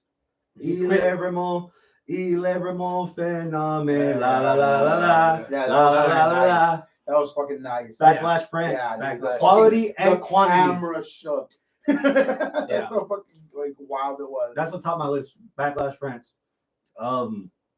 Either night of He got WrestleMania. over in that there. Yeah. He got the most over ever, and Naomi got over. Yeah. Yeah. Either night of WrestleMania. Dude, everything was over at Yeah. Backlash in Yeah. France. All in London was good. Yeah. Was Yeah. damn good. I'm surprised that they were able to fill as many people as they did the first year without guys like Punk. Mm-hmm. You know. But yeah, Backlash France, bro. That if we, because we collectively said, damn, Backlash Puerto Rico, those Mexicans went fucking nuts for Bad Bunny. France took that So many template things and wrong just with cranked it. it, and everyone mattered. Yeah. You could have had fucking jobbers out there, and they would have mattered to that audience because they never had a live Raw or SmackDown, let alone an actual pay-per-view. Yeah. Yeah. You know, so everyone Where would they have got going that this year? treatment. Sure. No. Indianapolis. No, Backlash Oh, is Mexico City. Yeah. Yeah. Supposedly, they still haven't announced it fully. They're Having having SummerSlam Yeah. 2 nights this year. Ugh. Yeah, SummerSlam's 2 nights this year. Where's that going to be? Minneapolis, I think. Yeah. Yeah. Okay. This is where we get to match of the year. Let's go. Are we up to match of the year? Yeah. Holy shit. Okay, we're at match of the year, you guys. Holy shit. All right, so yeah, we got our little point system. So we'll just start with what we think should be our least best match of the year. No? First, we talk about all the matches. Oh, okay. Then we do our rundown. Okay, cool. So what's the first one you want to talk about, Chris? If we're going chronological order, let's start with Arnold. Will Ospreay versus Josh Alexander Yeah, from Impact. I was driving up here mad. I woke up to watch two matches that I had. Well, one that I had seen, just hadn't watched it, and the other one that was accessible to me on YouTube. Which was this match? I've told this to Chris twice now. This is my third time. You owe me 30 minutes of my life back. It wasn't horrible. It wasn't like a bad match. They both looked good for moments at the time. He's putting it. But yeah, but dude, did TNA suck that bad this year? Well, okay. That was the beginning of the year. That was Yeah. the first month. So Yeah, exactly. They busted their nut in January, and that was their best match. I heard the Ali with somebody with Speedball match was fucking phenomenal, which I was hoping I could see because but I guess it wasn't as good as this match. well, this match was in January, correct? January. There was Okay, so- also Speedball versus the Kingo, but we didn't have access to the full match to actually make Right. it. And I think that's where the problem is. You're like, oh man, Yeah. this is the best match, and oh, TNA must have sucked. Yeah, yeah. Well, no, I think it's just that we didn't watch a whole lot of And TNA at that's all. fair. And I think what got us fired up for this match was, yeah, the match itself was pretty good. I don't think it was bad. I think the match was good. Yeah. But after when Scott D'Amore went out there and said, hey, TNA is back, Yeah. man, this and that, blah, blah, blah, we were all fired up and we were like, oh shit, we got to watch this. And we watched it and we're like, fuck yeah, that was a really good match. At the time, we didn't have anything on our match of the year list. Because it was 17 days into the year. Exactly. So it was like, all right, cool. We're willing to put Just this one throw it on there for on. now. And we're sure. Nothing else. We're- And that's what happened. Nothing else came because TNA fucking tanked after Scott D'Amore left. And as far as the rest goes, nothing else showed up on the rest. MLW, we didn't hear anything from them. Yeah. NWA is like fucking crickets. This is why I believe NXT Mexicans? should be in Yeah, part of the rest. We didn't get to Mexicans. watch. We never got to watch Bryan Danielson against Blue Panther. Right? Oh my god, that sounds amazing. Yeah. Yeah. So under the rest category, it was kind of neglected, and that's kind of on me and you, Chris. A little bit on a little bit on Hector. Hector's the rest guy. A little bit on you as well. That's not on me. You know Okay. that I don't watch none of that shit. I watch that shit when y'all tell me to watch that shit. Yeah. So I barely watch WWE on fucking time, so like Well. I get it. But no. Don't get me wrong. It wasn't a bad match. It wasn't bad. It just wasn't. It was just a fine match. Like, Going back and rewatching it today, I was like, oh, this is pretty cool, but I could see that it doesn't compare to some of the stuff that we've seen from AEW, from WWE, and I'm sure there was other things in TNA that could have been better. The next week was fucking a 6-man tag that involved the Motor City Machine Guns. And They showed it on the match. On the And match, it was also a really good match. Watch that. I was like, I want to see that match. And that was at the time that Nick Nemeth had debuted. Dolph Ziggler, for anyone that doesn't know. And I'm like, oh shit, I'm gonna start watching more of it. And I did for about a month or so. And then that's when they let go of D'Amore. I was like, oh well, fuck me then. Yeah, and then you're right, Arnold. I did hear about that match with Ali and Speedball. Speedball. Yeah, and I really wish one of y'all Speedball. would have. And I asked you right then and there. I was like, "Hey, did y'all watch the match?" You were like, "I don't know." I was like, "Fuck." Yeah, I heard it was. I good, wanted but to I watch didn't the watch match. You know what? Then That's go also fucking on watch me. it. That's also me. I should have gone, watched it, and then told y'all. Yeah, that would have been more effort. Yeah, Yeah. because I heard the. But yeah, You know what? We could have done the same thing and told you. Yeah. But you know what happened? None of us fucking did it. Because if TNA falls, nobody. Right, and TNA was mostly irrelevant Dude. after Scott D'Amore left. TNA literally fell last year, and none of us fucking. Yeah. So the rest category seems to be kind of weak. To the actual match, here's what I did get from it is what I am leaving behind in 2024. And I know it's gonna go nowhere because we're indie red, we watch indie matches, cool, fine, whatever. And it's a trope that's been going for years. Finishing moves should be fucking finishing moves. Yeah. The fact that he kicked like Josh Alexander, what's his name? Josh Alexander, kicked out of like so many of his like finishers, pissed me off. And then back to the finisher. So the You actual did a finish. Styles clash in the middle of the TNA ring as like Yeah. a fucking ode to fucking AJ. AJ, and then you kicked out. Yeah. Now, granted, that fucking finisher he did, wow, Yeah. that's a badass fucking. I think I used to use that move in WrestleMania 2000. I think it's one of the moves that were like one of those like throwaway finishers you can put like on your greater wrestlers, but still, hey man, like it's getting old when people are doing multiple, like kicking out of multiple 1 week angels and shit like that. Like it's getting old. Let's leave that in the past. Little bit of perspective. Yeah. Abel, Mm-hmm. how many finishers were kicked out of HBK Undertaker 1 at WrestleMania 25? Oh fuck, like 5? Yeah. But that was WrestleMania. Yeah. That wasn't the weekly show, Yes. and it's done every week, Mhm. and it's also done on AEW Yeah. every Yeah. fucking Now- week. As much as we like it, Yeah. that doesn't erase the fact that half of the match is going to be on the floor. Someone's going through an announce table. Someone's going to do a flip, There's gonna and be there's going to be blood, and everyone's going to kick out of a Yeah. finisher at least twice. And this was a TNA pay-per-view, correct? No, it was the first It was a Impact- weekly. first weekly show Okay. after the pay-per-view. Okay. Yeah. It's just, to me, that's what, like, it really bothers me, man. Now the stakes were just that it was a rematch for those two. That's all the stakes were. And I think I remember hearing what's his name, Ringwald?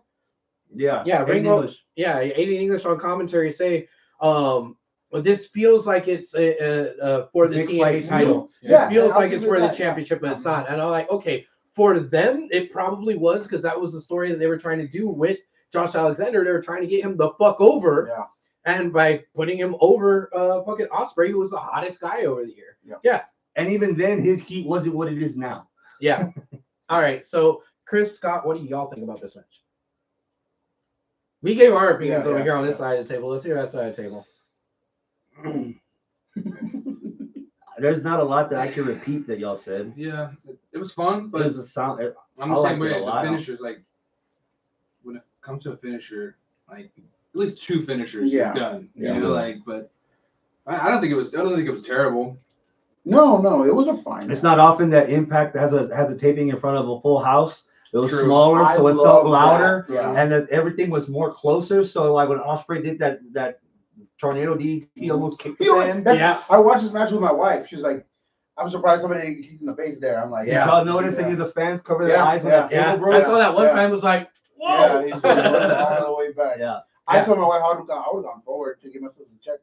Yeah. If you fell out of TNA and you missed the days of AJ Styles, Christopher Daniels, Samoa Joe, this brought you right back in. It did. And for that That's time, right. for January of last year, it did. And we believed, and especially after this, the speech after with Scott Demore, Like you We would believe believed the for, next like- week's episode would have been just as bad as that. dude, we believed for like 2 months. And then we're like, oh, damn. Yeah. TNA's going to TNA. TNA was LA Chargers. Yeah. I'm sure a lot of folks in LA fucking believed in the Chargers. No. TNA Well, is not the because Texans. they're burning. TNA is the Texans in the second round each time. Ah, there you go. So next week, Yeah, next week. Let me put my hat them back Texans, not our Texans. Them. on. Yeah. We won last night. They're gonna lose next week. Sabre versus Danielson, Scott. That might have been your first time watching it. It was. What did you think? It was alright. It's hard to watch. It's hard to watch all 4 matches back to back because they're all so different. And so you went from Ospreay and Josh Alexander to where it's just like nonstop finishers, explosions, fucking, and then it's rest holds and twists and turns and A roll up. roll up. Yeah. Yeah. I mean, I enjoy it. I know what I like watching that kind of stuff, but like, I think that match could have been like 5 to 6 minutes shorter, and I would have been more happy with it. Chris, let me ask you a question. What show was this on? New Beginnings. New Beginnings. This was February 11th. February 11th. So early in the year, this was probably our one and only entry for New Japan. We didn't have anything from Wrestle Kingdom. No. Yeah. We had Danielson against Okada last month, Wrestle Kingdom. Okay, now That was also their second match. who nominated this match to be on Match of the Year? Hector and I. You and Hector. So I didn't see it. My first time seeing it was today. Okay. What'd you think? I enjoyed how different it was because this wasn't like any of the other indie-rific matches that we kind of grown accustomed to. Like you're saying, Arnold, where it's like finisher and finisher, kick out, finisher, kick out, finisher, kick out. It was a mat wrestling fucking tutorial. This was tying you up in a pretzel, back and forth, counter, counter, counter, counter, counter, counter. It was like, I know this isn't gonna fall this isn't gonna land with you guys, but this might land with somebody in the audience. If it's like somebody playing blue, versus somebody else playing blue in Magic the Gathering, and both of your decks are counter decks, and that's it. And everybody's just like, 1 mana, no, 1 mana, no, 1 mana, no. And you just go back and forth, just countering everything, and that's it. It's kind of boring, but kind of interesting because it's super technical. But also, this match was kind of boring, but super interesting because it was super technical. Like a football game that's all defense. Yeah, or a baseball game that's a pitcher's duel. Yes. It was a pitcher's duel. That's what that was. There we go. And so yeah, it was like if you weren't a nerd about wrestling and nerd about mat wrestling, this shit was fucking boring.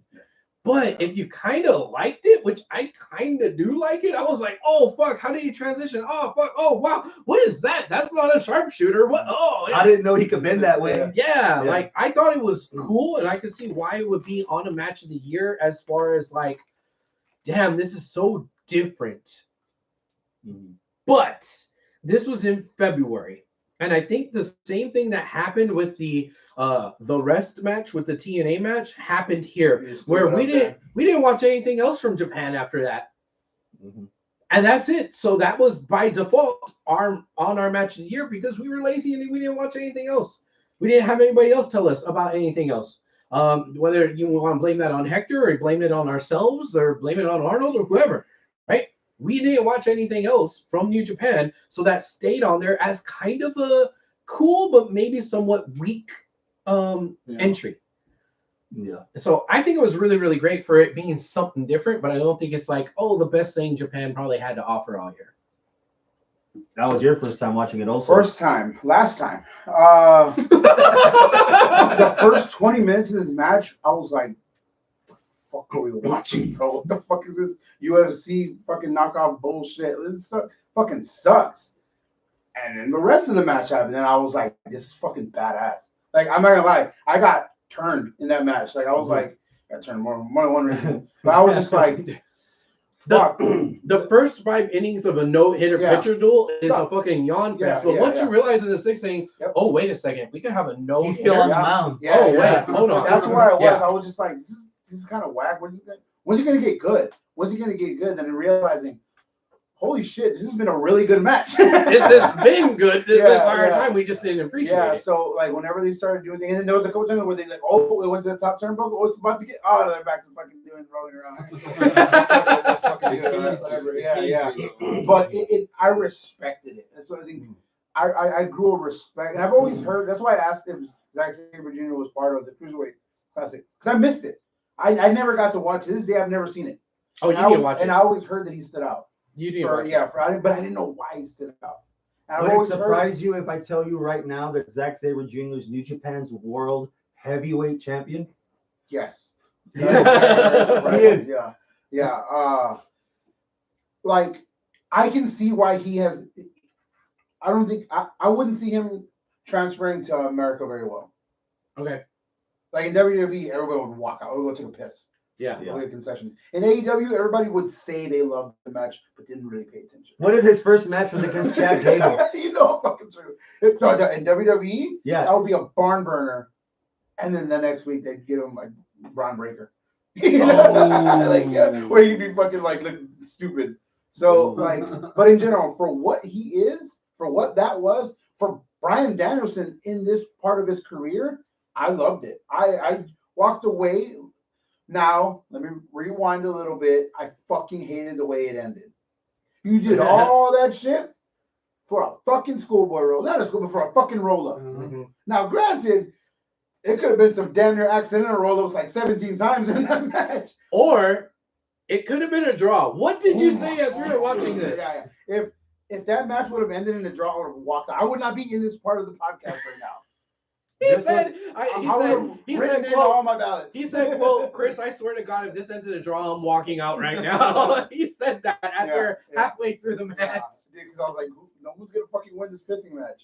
But no, I'm glad it was over in a good way. Like, but I'm like, really? You could have, one of them could have tapped the other one. But I get it. If this is Zack Sabre, this is the way he wrestles, right? This was a rematch. So Danielson beat him the first time. Then there's no fucking way. Are you fucking serious? Yeah. I was gonna say, then there's no way. So this was the better of the two. There's no way that Sabre was losing this match, in my opinion. If I had known that D-Bry had won, not by roll, but in Yeah. general, he won the first match. I would have been, okay, cool, he's going to win. He's going to tap Brian out. Yeah. Never tap. Mm. So that's kind of cool. And that it does what? It does fit along with what they're doing. Never kneel for nobody or whatever the fuck they're The called. mighty don't kneel. Yeah. Never kneel for I nobody. was close. No. Yeah. The N. So yeah, he didn't tap, he didn't do whatever, he didn't surrender, he won technically the match, right? But the fact they ended in a roll up was like, dude, imagine if Cody and Roman would have ended in a roll up. How stupid that I would mean, have been. you can't compare. Cody beat Zack Nick Sabre Aldis Jr. for the NWA title in a roll up. Yeah, that was stupid. that sounds stupid to me. Like, I don't know. Like a small package maybe, but a roll up, like Yeah, I mean, you're used to small packages. exactly, that's what I wanted. But nah, I mean, it was cool. It was solid. I respect it. I'm surprised it won you over. Yeah. You were I'm very surprised it won negative me in the over. beginning. Yeah. I was You were already negative with the Alexander match when you sat in When I and watched started it, I was watching like, this no, match. what You're the like, fuck? oh, we're gonna keep yeah, doing I more guess of this. I can only go up, but I went further down. I mean, but they were both definitely different different style matches. I love what he says about that. They were contrasting styles, the styles clash. Because I was afraid that we were going to get two indie-rific matches back to back out of the same style. And I was so glad that this was not that, so it gave us some variety on the list. No, that was cool, and I know how big Zack Sabre Jr.'s junk is. You saw it. And I'm so glad he didn't shit during the match Oh, either. yeah, for good real. lord. Damn. All right. I couldn't see half the match because it was so bright. Yeah. Oh God, yeah. Mhm. Abel, first thought when CM Punk and Drew McIntyre finished the first time you saw it. Oh man, I thought, damn, we got to put a CM Punk match on the match of the year. Fuck. Reluctantly, yeah. What? Yeah, reluctantly. Yeah, Because you're not a punk guy, right? He was a Punk guy. I was a Punk guy, but then I He kind was of the Punk He guy. got me into Punk. He got flags. He Yeah. got flags. I was a Punk guy, but then That's why he's I kind of unbecame a Punk guy after all the stuff happened with the fucking muffin and the I work with children and walking on an AEW. He left a bad taste in my mouth. What's wrong? Real muffins. Cry on the river. Yeah, I know. Yeah. Magneto was right. So was Thanos. So I kind of was a little like, come on, man. I don't want to see Punk, the same Punk that I went all the way to fucking Vegas and watched at Double or Nothing fucking stink it up in that one match. The same No Punk. deodorant on the whole crowd. Yeah. It was a smell, yeah. Like I thought Punk was washed going into WWE. I really did. That's a fair assessment. I thought he was washed because his AEW run was terrible. I don't really necessarily agree with any of the shit that he actually did, where I was like fervently agreeing with him walking out in WWE, 8 years ago. I didn't agree with him walking out on AEW and all the bullshit he did with AEW. So I was kind of like, I had a bad taste in my mouth with Punk. Let's walk this back a little bit. That is wild. I would because say I agree with he- him both times. I would say his AEW run was bad. I think No, his wrestling was fucking terrible in AEW. He had a really great match with Penta. He had a really good match with Samoa Joe. His match with Hangman was dog shit terrible, man. I'll Well, say that's this. wonder fucking- why. it's 'cause of I'll say, Hangman, yeah. I'll say this in the middle. I was at the Collision when he returned, and if you rewatch that promo, he does not look healthy. He shakes a lot in that promo. Like there's a specific scene where he goes, "I'm back, everybody," and he's shaking like an old man. I'm like, wait a minute, this is old man. When he was already back from but he was already in AEW. He was coming back from being he was hurt. coming back from being hurt. Gotcha. Yeah. That I was like, whoa, this isn't the CM Punk I remember. Punk was washed. So Yeah, at the he was time. watched then, not his whole run. Look at him now. Right. And look Yeah. at him now. He's But not even worth- his return at Survivor Series, he looked like he came out in Great. 2012. Yeah, him and Randy were wherever the fuck they go. I want to go. Yeah. for real. Yeah. So Punk and McIntyre. So Punk and McIntyre is forcing me to switch my opinion and maybe go back to being the same fucking CM Punk mark I was in 2012, 2013. And then you you know? watch the Seth match on Raw, and you're like, fuck him. Hey, it lasted This match was very fucking good. Watching it again today, I thought it was very good. And the story, all of the little Easter eggs and details in the actual match itself lent it to show that it wasn't just an indie-rific match that was super heavy on spots and super good on just what happens between the bells, but the storytelling between the bells of why you're doing certain moves, why you're doing this, why you're doing that. And I usually don't like gore. It was a Hell in a Cell match, and it was bloody as fuck. Yeah. But I feel like it fit this feud and it fit what they wanted to do. Michael Cole on commentary said, this is not going to be a 5-star classic. Mm-hmm. And he was right. It was not a 5-star classic, but I still gotta give it 5 stars. Mm-hmm. But not because it was a wrestling classic, but because it was just that good of storytelling, that good of what actually did happen between the bells, that good of a fight. It elicited all the emotions. Yeah. Someone else talk. Scott. I mean, you kind of wrapped it up pretty well. 2 guys that I really like, obviously Drew, can't go wrong with Drew, Mm-hmm. Yeah. and then Punk coming back, and yeah, you know, a lot of people had Punk has washed up, and I don't want to see this guy, and he still pulls it out. But it's also another good thing to show that this is how feuds are supposed to work, Yes. Oh, good point. because this thing started at Rumble, Mm-hmm. and it went all the way until this. And Bad Blood was October. This match was Yeah. October. Yeah. So they went from, hey, I don't like you, this is it, and then got crazier and crazier, people get caught, and then they ended the feud inside of a Hell in a Cell, which is Right. what things should Yeah. happen. Not the Not first once match. did they leave the Hell in the Cell. Yeah, You're right. yeah. On the ring, around the ropes and stuff, and then like, I think the use of blood is overused. Mhm. More so in AEW and stuff like that. Like every week someone's bleeding. Yeah. Moxley. It's the same thing as the table spot. Yeah. Every match has to have a table spot. It loses its value. But then you get a match where you're like, this it requires it, and it works so well.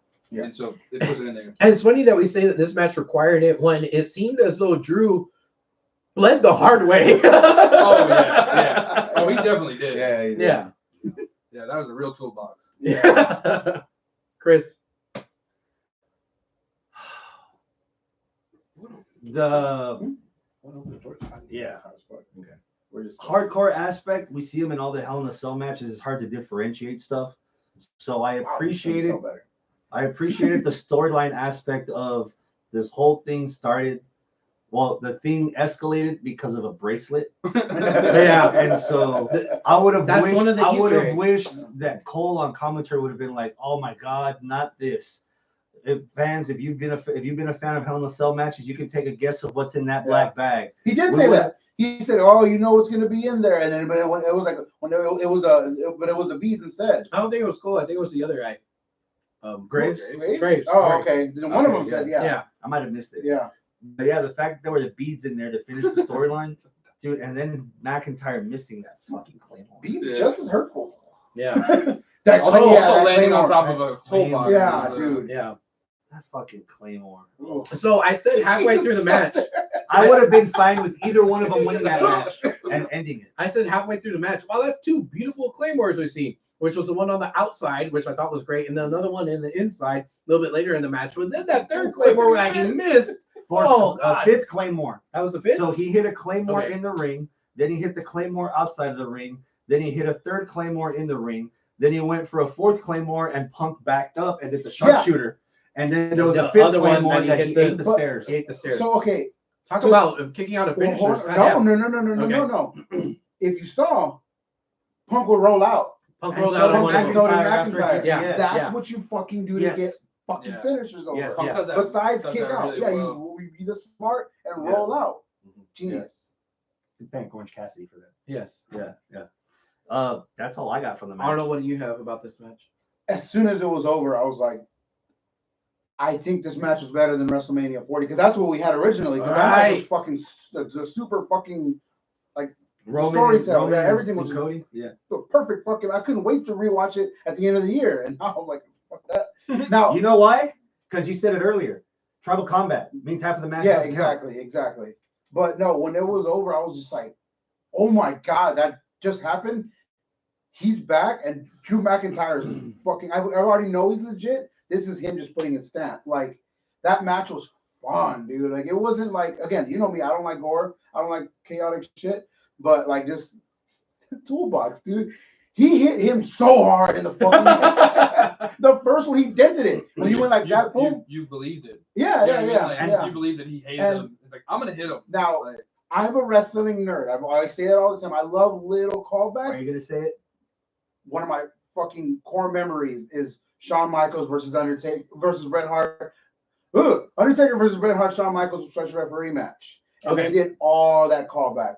The tights that Punk was wearing was those same ones with the black and gray. Yeah. And then they did the ref spot, and then even the ring bell. That was the toolbox was the ring bell spot from that same match. Yeah. Everything just beautiful. That's from that match? That's all from that match. Because the first thing I thought of was Bret Hart strangling Steve Austin at WrestleMania 13 and Steve Austin hitting him with the belt. Yeah, no. This was from bitch. That might have been just a Bret Hart callback. Yeah. But it was definitely a callback to Bret Hart because he's the Bret Hart guy.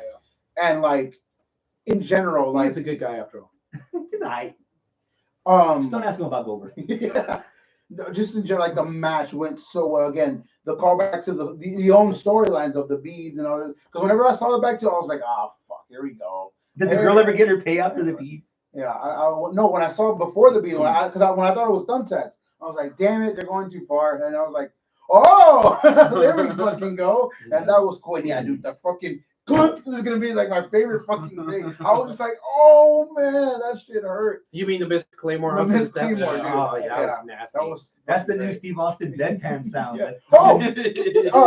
He did the WrestleMania. They did the callback to that match too with the blood from a stone. Yes, Yeah. So it was like double callback to the WrestleMania 13 match and that SummerSlam. Like I said, there was a lot of Easter eggs in this it match. was so fucking good. Like so many reasons, and then again to cap the feud, the right person won.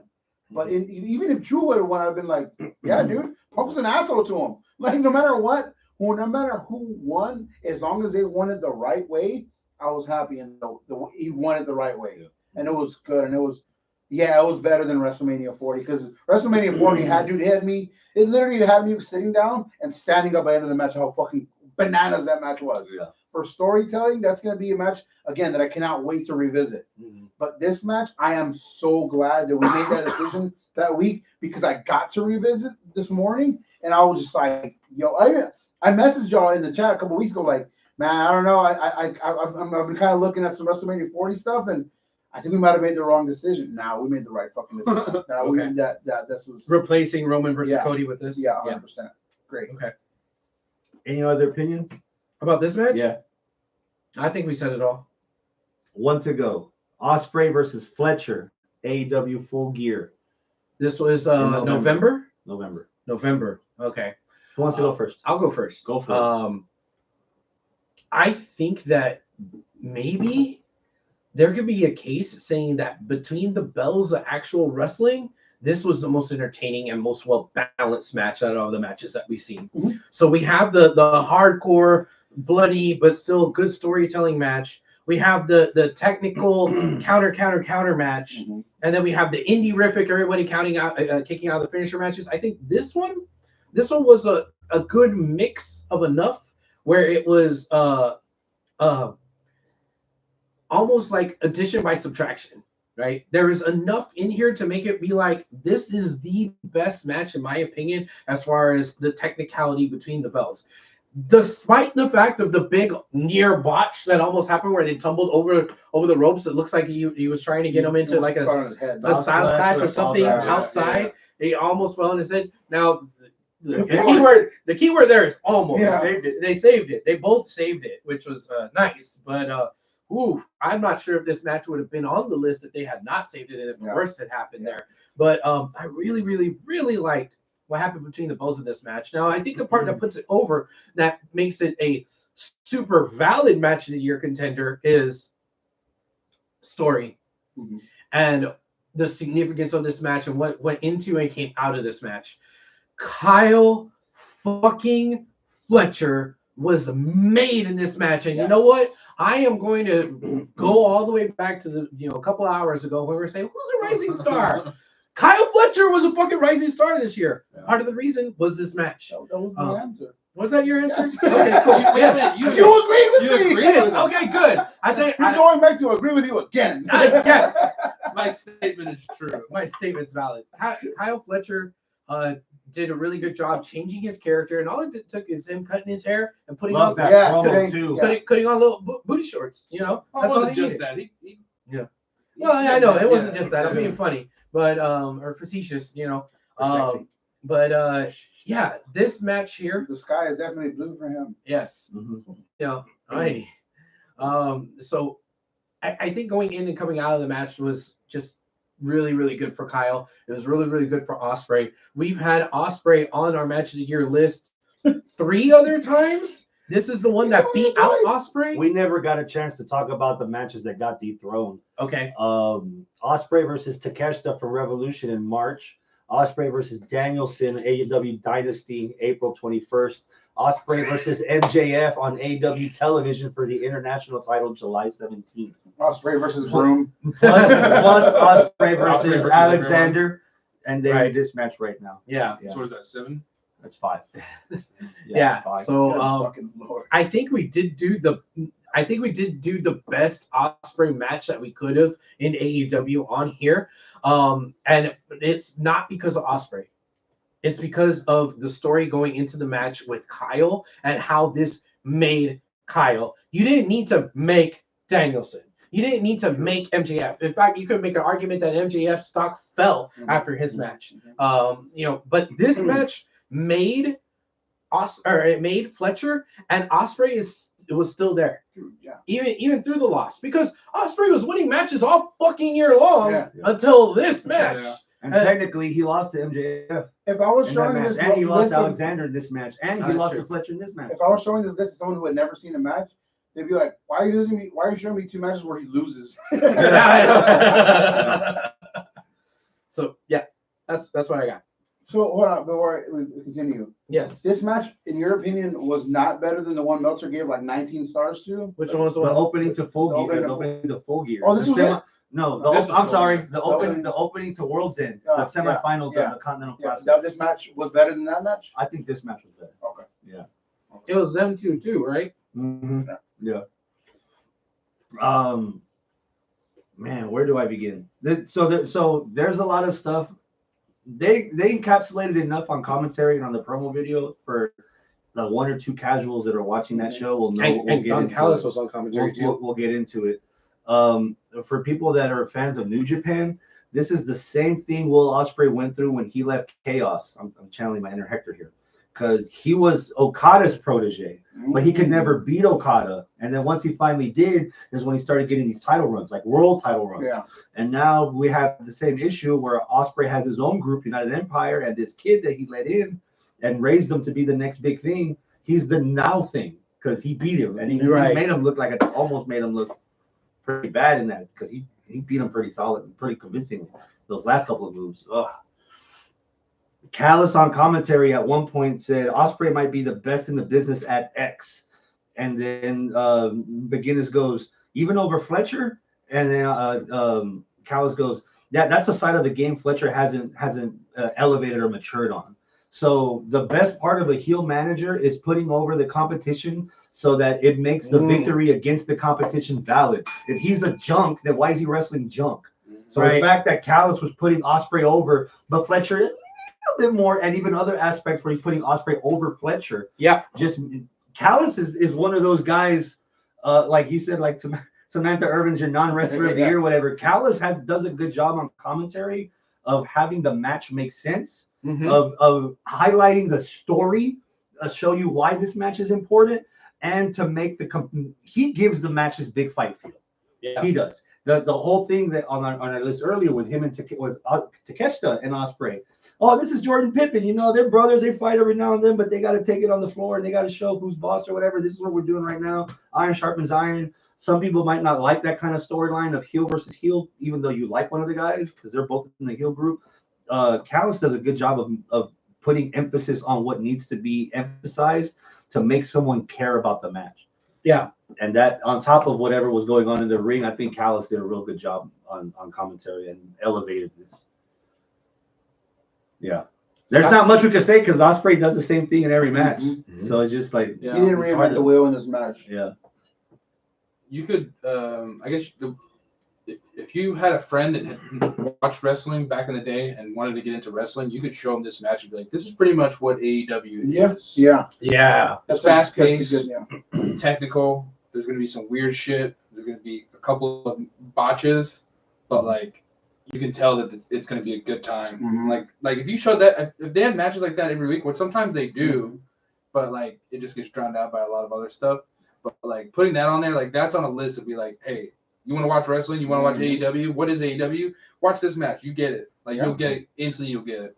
If you're into wrestling for a good time, not a long time, Yeah. AEW. If you're into wrestling for a long time, WWE. Yeah. Speaking about not being there for a long time, Arnold, I think you have a pretty good criticism about this match. I think it was a big spot that I didn't have that big of a problem with, but you do. Dude, the second I saw it online. This is my first time watching this match, but it was not my first time seeing that spot. I saw it like on Or Dirt spots, Sheet yeah, Radio. multiple spots, Well, like, yeah. oh Jesus! And when I saw it, I was like, and I remember posting like, this is stupid. Yeah. And then the fact y'all put it on Match of the Year, I'm like, what's wrong with y'all? So I watched the match and I was like, okay. The spot is He does a tombstone. Kyle Fletcher does a tombstone to Ospreay from the apron about 3 feet over to the right on top of the steel spool, the steps. But he does it like a jumping one, and dude, a tombstone's already like dangerous as it is. You're doing with impact, you're doing with like momentum, and then if he had moved half an inch down, you'd have broken Ospreay's neck. Not even that. I have a bad left knee. I saw that dude's knee hit, and he did not oversell that knee hit, dude. I'm sure he is probably still sore right now in January. That was not a smart move to do. That's not worth it, man. If over a match, okay, yeah, so it was Full Gear, so it wasn't a Dynamite, yeah, okay, but that's like risking it all for a backlash match. You know what I mean? Like not a WrestleMania match. Like, dude, you could have ended your goddamn career doing that move. There's two ways to have made that somewhat Or safer. There were two ways to make that move somewhat safer. Number one, the stairs should have been directly onto the apron so that there's no That jump wouldn't have been that bad. necessary. Yeah. And number two, the stairs were flat, so there's that corner indentation that whether you pull up against the post, there's a big gap there. Yeah. There's a big gap there, so there's not a lot of room for Fletcher's. He needs to have impact. Yeah. If they would have turned sideways, they would have been completely flat, and they would have been tall enough to be level with the apron. That there would have been very little risk, if any, other than the fact that you're landing on fucking steel. Yeah. But it would have really lessened the blow, and you could have.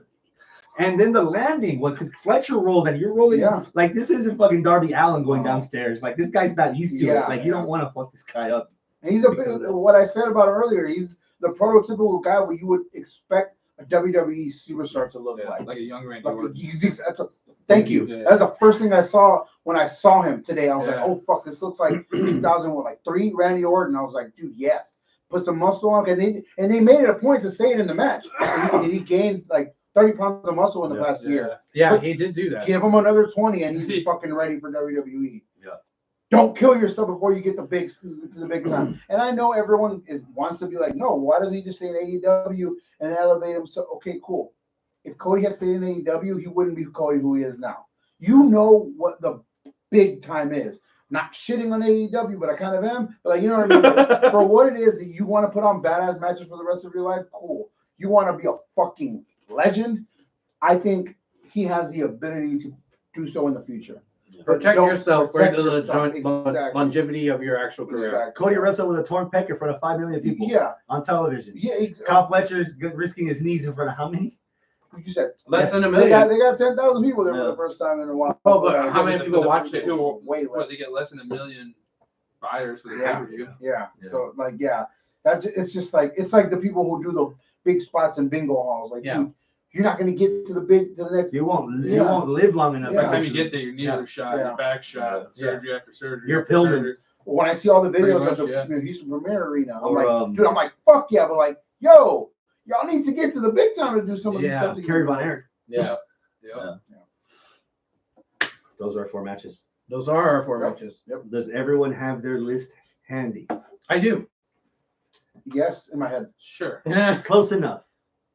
Someone give me their 4th place match that will get 1 point. TNA. You're picking TNA? Okay. So that's Ospreay versus Alexander. Ospreay Alexander gets 1 point. All right. Do you want to expound on that? Yeah, it was the worst match of the 4. Okay. That's fair. Yeah. All right. You know what? Chris put me down for the same thing. Ospreay care to versus expound on it? Alexander. Yes, I do. I think that, we kind of already said it. We played ourselves. Well, we didn't play ourselves.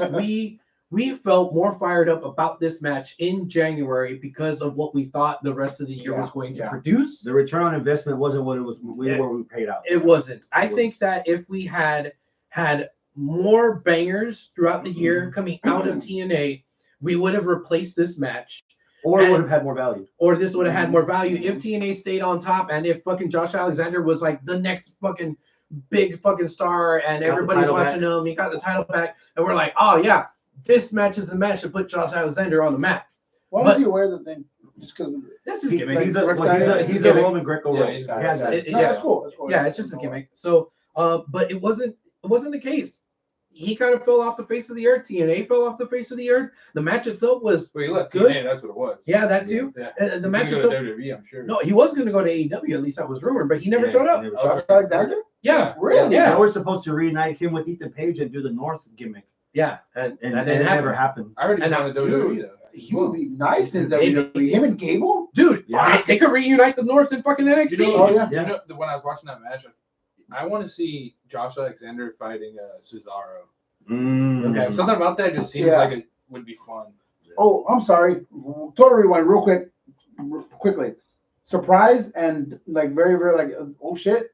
Ethan Page in NXT. Yeah. I did not like him in AEW. I never saw him in TNA. So all I had was like bad taste in my mouth about Ethan Page. I was like, oh, Okay. vanilla guy, whatever. Dude, I fucking love him in NXT. Scott and I watched the last episode of NXT together, and I told him, imagine all the people on AEW's roster that currently aren't on television and looking at the moment that Ethan Page has a backstage promo with the fucking With Rock. The Rock. With the Wow. Yeah, fucking Rock. with the Rock. Yeah. Which that what he did with Ethan was good, but I think that whole segment as a whole didn't live up to expectations. The Rock could have done so much more with that backstage segment and with his promo at the end of the night on NXT. We'll talk about that next time. Okay. Because that's next year. Sorry.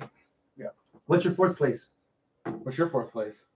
He's asking you. We're going in Mitch. order. Oh, we're going in order. Oh, Okay. all right. Well, So well. keeping in mind that subjectively, this is the best of the best because this is our match of the year candidacy list.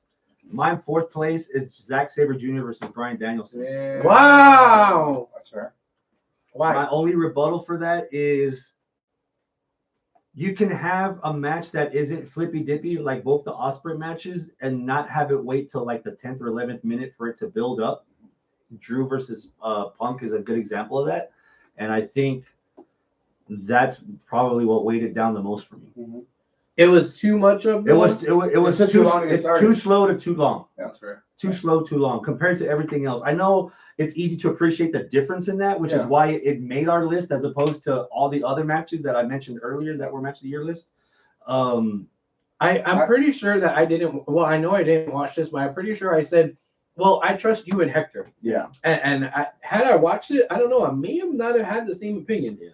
So But I'm not sure. 1 point for Sabre and Danielson. It had the same trouble I used to. Remember before I got into like before AEW existed, before when I started first getting into like Bullet Club and shit like that, I used to tell you my biggest pet peeve on indie wrestling was first 10 minutes just digging around, just fucking like That's why you like Okada Omega 3 so much because they already knew their history and as soon as the bell rang, right off the bat. There was no dicking around. No, no pussy. Dick. No pussy for Yeah, him. there was a lot. What about you? Y'all did a really good job of hyping that matchup, like throughout talking about it. But I'm also doing the same. I'm putting my number 4 is Sabre and Danielson? yeah. It was fun. To but me, it there was was a little too slow at the beginning, and then I think it could have been 5 to 6 minutes shorter. What's your number 3? This match, the TNA match. Number 3. To me, they're interchangeable. them Yeah. two. Why do you think? Well, I mean, you still put it over. Why do you think that one's a little bit more than the other one? Why did you not do it the other way around? Just for the sheer fact that the Zack Sabre Jr. match just was a little too slower and could have been shorter. Okay. If we're swinging back around this way, I'm also putting that match third. Because again, this was a rematch. There was no dicking around that I mentioned earlier in the third match. They were on it from the start. So I'm putting that as my third place. So that makes 6 points for Ospreay versus Alexander. Oh, we already have a total for Yeah. that match. What's Okay. your third place? My third place is Zack Sabre Jr. versus Bryan Danielson. Got you. I see a Same. I kind I of see it, figured this was going to be two tiered. Yeah. There was a fight for first and a fight for third. I think that both of these matches suffer from the same ailment, which was it was early in the year. It was this versus nothing. Well, fuck it, put it on the list. We have plenty of time, and then we didn't watch anything else from Japan. We didn't watch anything else from TNA. We didn't watch anything else from the rest of the other, and they just stayed on there as week candidates. Collectively, you watched a lot less than I did. True. Yeah, but I agree with your sentiment exactly. Yeah, I do think that there was probably some times in the year where you needed to be like, Abel, you need to fucking watch this match. Don't show up at 7:30. Show up at 7. Yeah. We need to watch this match. Yeah. I think there was also some times in the year when fucking Hector could have been like, hey, Yeah. but I think Hector is a little bit disenfranchised with New Japan right now. As am I. It don't happen. As am I. We'll get to that. We'll get to that towards the end. If Hector has another one, you do. Yeah. He ain't gonna be watching New Japan, or he's not gonna be watching WWE. You gotta make choices. Oh, yeah, because of the kid. I get that. But I also think that since he's the New Japan expert, New Japan itself hasn't been as good as it's been in the past. Because he hasn't been as fervent or as loud as years in the Yeah, and part of it is the new baby. You're totally 100% right, but I think part of it is also New Japan itself. Yeah. I don't think New Japan this year is as good as it was in 2020 Taking a or step 2019. Yeah. 2018. So right now, New Japan, just a quick 30-second tangent. They're suffering / benefiting from the new generation of WWE era. That early 90s, they're finding their next crop of young guys. Yeah. So to their Brett and Sean in WWE, they've got Yota Tsuji, they got Shota Umino. You're gonna get in-depth look at Gabe Kidd in a few Apparently. weeks when we watch his match.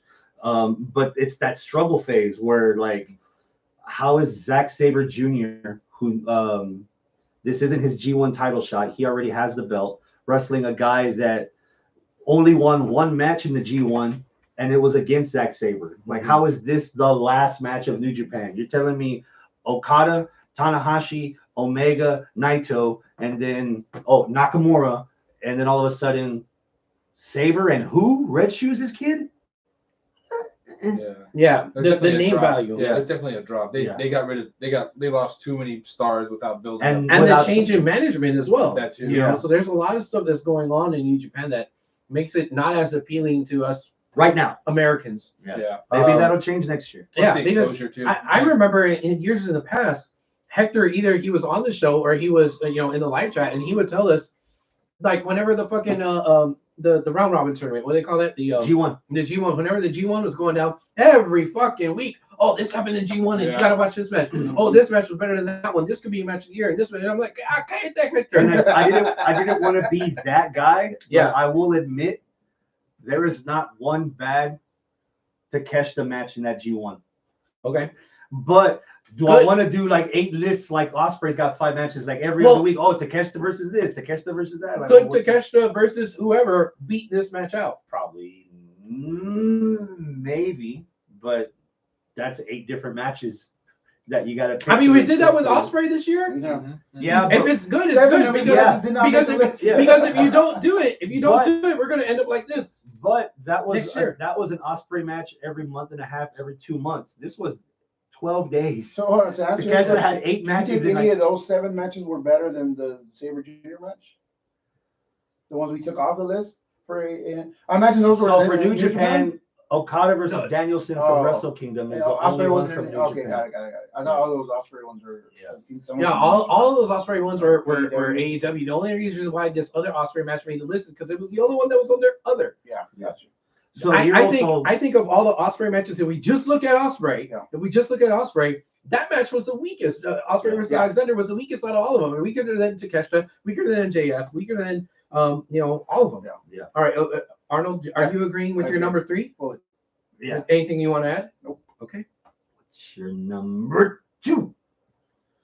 Oh, this is where the rubber hits the road. Not really. Ospreay versus Fletcher. That's my number 2. It was really good. I'm glad I watched it. I still have my disagreements with that spot, but that spot did not ruin the match for me. It was a really, really good match. Expected a little bit more. That sounds kind of harsh to say, but it's just Osprey. He's got me to that level where I expected like, oh my fucking god moment. I didn't have one, but I didn't need one. Like this match was Okay. like, fuck yeah, dude. Yeah. Tell me there was another better match than on AEW? Probably not. So I liked it. It was really, really good for what it was. Third place is a tie. Saber and Danielson and Osprey Alexander, 6 points each. The math is already in on Yeah. that. Okay. Your number 2. Again, I'm agreeing with Arnold. My number 2 is the same as Arnold. Yeah, it's Osprey versus Kyle Fletcher. That's number 2. I think I think I want to save my reasoning for after I say my number 1. Okay. Scott, what's your second place? Same one. Damn! Wow. Yeah, same one. Wow. All right. Okay. All right. Chris. There's a fourth. Well, no, wait, So now- hold on, Scott. Do you want to say anything about it? No, I mean it's pretty much been said. Okay. All right. So I feel better now saying Okay. this pick. Okay. My third place is Your second place. my second place. It's been a toss up all fucking week. You're just gonna be different. You're gonna put. There's only one thing. Saber Jr. There's only one thing that stands out, which is why I'm putting Punk and Drew as my second place. Wow. Okay. Okay. It don't matter. It doesn't matter. It doesn't matter. Thank God it didn't matter. Yeah. But No, it should be 3. Oh yeah, that should be 3. Yeah, thank you. That's why There's a you're. reason Look, why- recount. We need a Yeah. recount over here. Oh, Yeah. the Chad, the hanging So- Chad. Yeah. Fucking Which means voter Drew versus Punk poll is our watcher. number 1. So already the math is Yeah. in by Yeah. default. Yeah, Drew by versus default. Punk is number 1. Yeah. Okay. So can you actually do the math Yep. itself? 15 points for Punk and Drew. Mm-hmm. 13 points There you for go. Fletcher and Osprey. Wow. Punk Okay. and Drew. So I said I wanted to save my reasoning until we get to number 1. Yeah.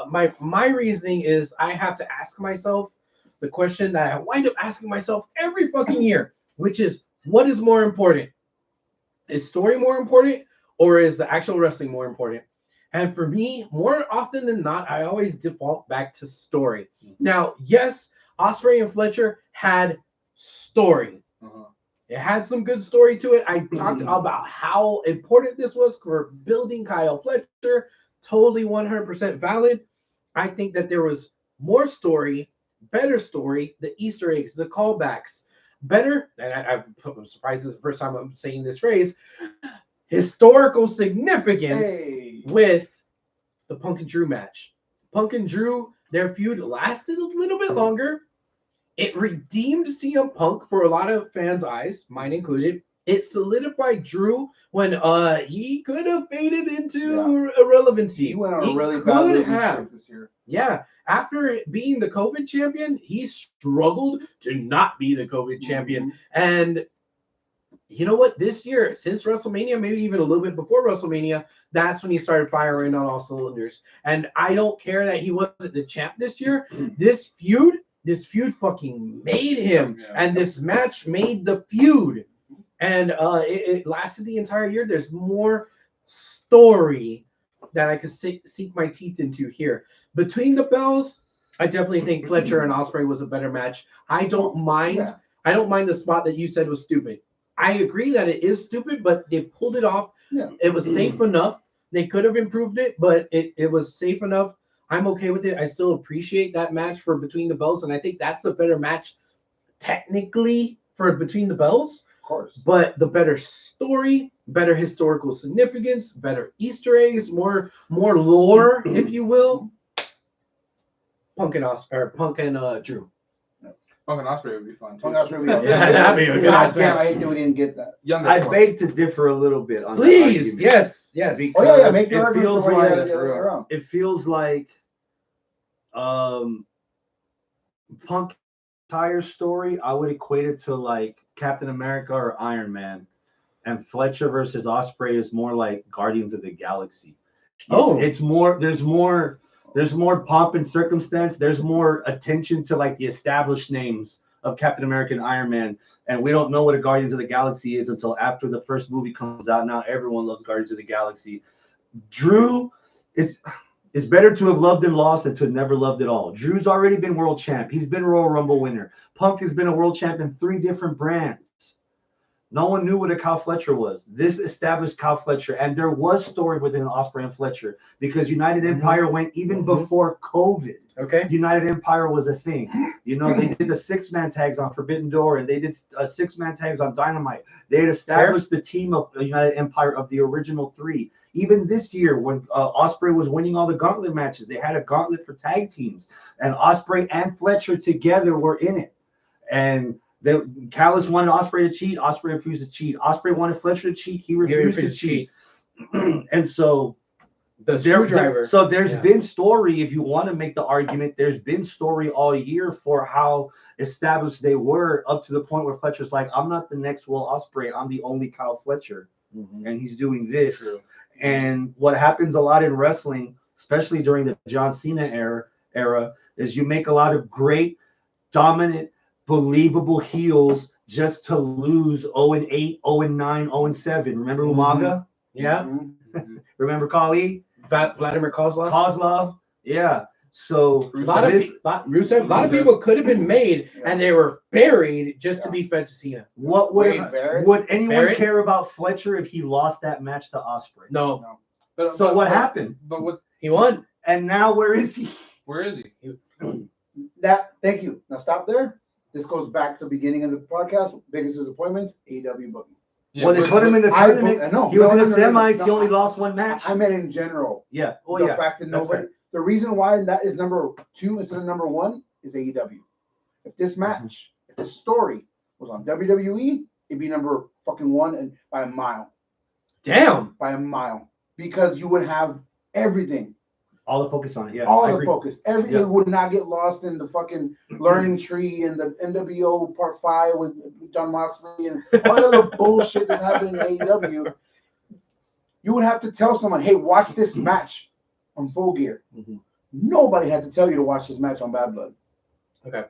Yeah. That is also, if you had to say, "Hey, watch this match on Full Gear, but only this match," because you know, if it was on Bad Blood, you say, "Hey, watch this match on Bad Blood," and you know what? Bad Blood, go ahead and watch the rest of Bad Blood. This match started Bad Blood. To be fair, before you got here, Abel, what did you ask me? I don't know. What was the main event of Bad Blood? Oh, that was. So you don't know what the fuck happened in the rest of the pay-per-view either. So that argument of only Full Gear applies to only Bad Blood. No, not necessarily, because the stuff on only Full Gear was like, maybe everything else is bad. Somewhere in there. But the rest of the card of Bad Blood, even though it may not have been as impactful as this match, it's not something I'm like, hey, don't watch it. It's like, oh, it's not as important. There's a distinction there. Big. What was the main event? It was like a tag team. Cody and Roman against Solo and Which funny, they were on the cover of like the pre-Bad Blood, but if you look back now, it's Bad Blood's a picture of Drew and Punk. Yeah. On the network. All right. Because they fucking stole the show. Yeah. Like that's a good thing. Yeah. So yeah. Scott, Arnold, do y'all have any final thoughts on why y'all picked 1 and 2? I made my points very clear. All right. Are you happy? Are y'all happy with what wound up being number 1? I am. It is the year 2025 currently, and CM Punk just won the match of the fucking year. Yeah. If you had told me this versus Drew McIntyre, Hell in a Cell from Bad Blood in Blood. October is our match of the year. I'm going to suck a Bad Blood. Blood. If you Look had what I have on my notes. What? Or. If you had told me in the summer of 2014 that this would be the case right now, that Punk and Drew McIntyre would have the match of the year, I'd be like, the 3-man bad guy? No. Yeah. And the guy who doesn't wrestle anymore? No. Yeah. Fucking wild. So Randy in the live chat says, to no one's surprise, Abel said, to no one's surprise. Yeah, because she is drunk right now. Yeah, somewhere off in the house. No one's precise. Somewhere in the house, drunk Randy is. I love Black Blood. Somewhere outside of the house. Yeah. Stripped down naked in the gutter outside. Randy I never saw her come back inside. She says, to no one's surprise, Abel is wrong. Dang, blood not blood. Wrestling mechanics will always be more important than story. Stories come and go. Good wrestling is forever. So she disagrees with us. See Chris Benoit.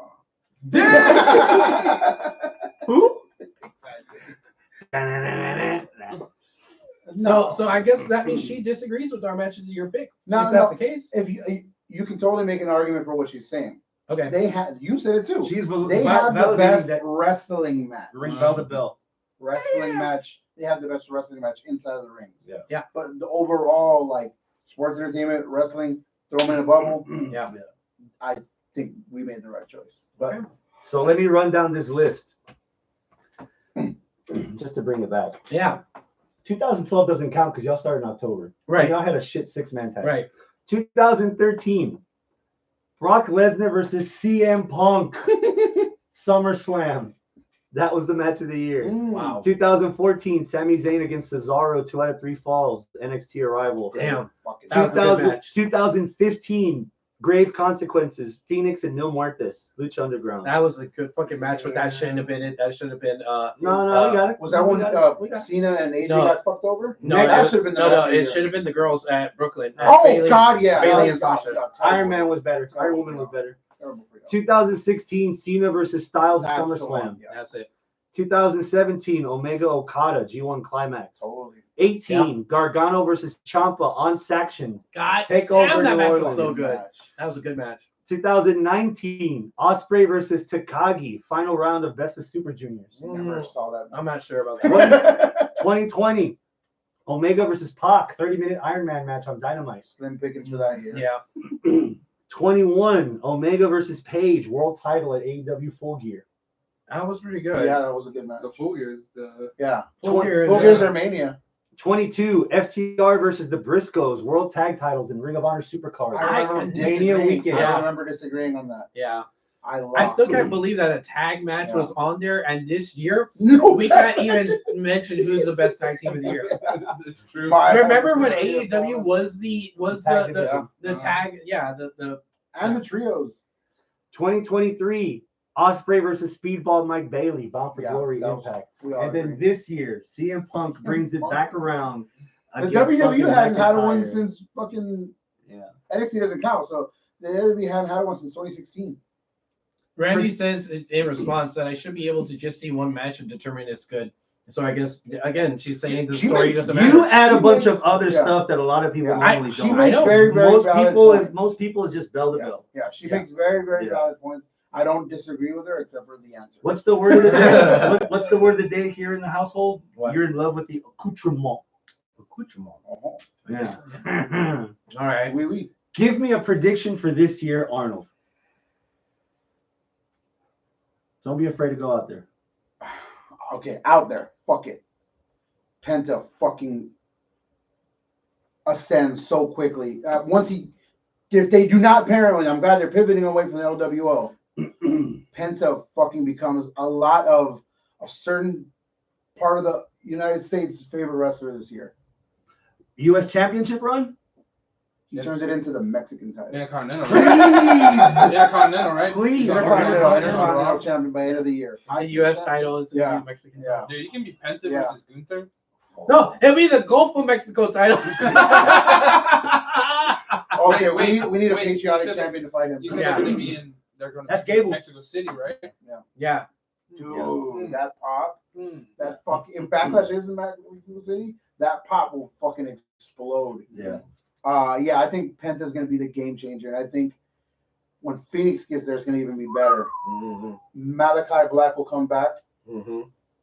and they're gonna make one more. I don't know what it is, but they're gonna have this one more like, oh shit, like signing or like jump shipper on the WWE side. Ship jumper. Ship jumper From Uh, AEW to WWE. from AEW, WWE. Somebody did like, oh shit, yeah, their contract expired, we didn't see it coming, and now they're gonna fucking like an Ethan Page style where it's like, Yeah. damn, they were in Yeah. AEW, but they weren't really, you know. Jericho's contract expires this year.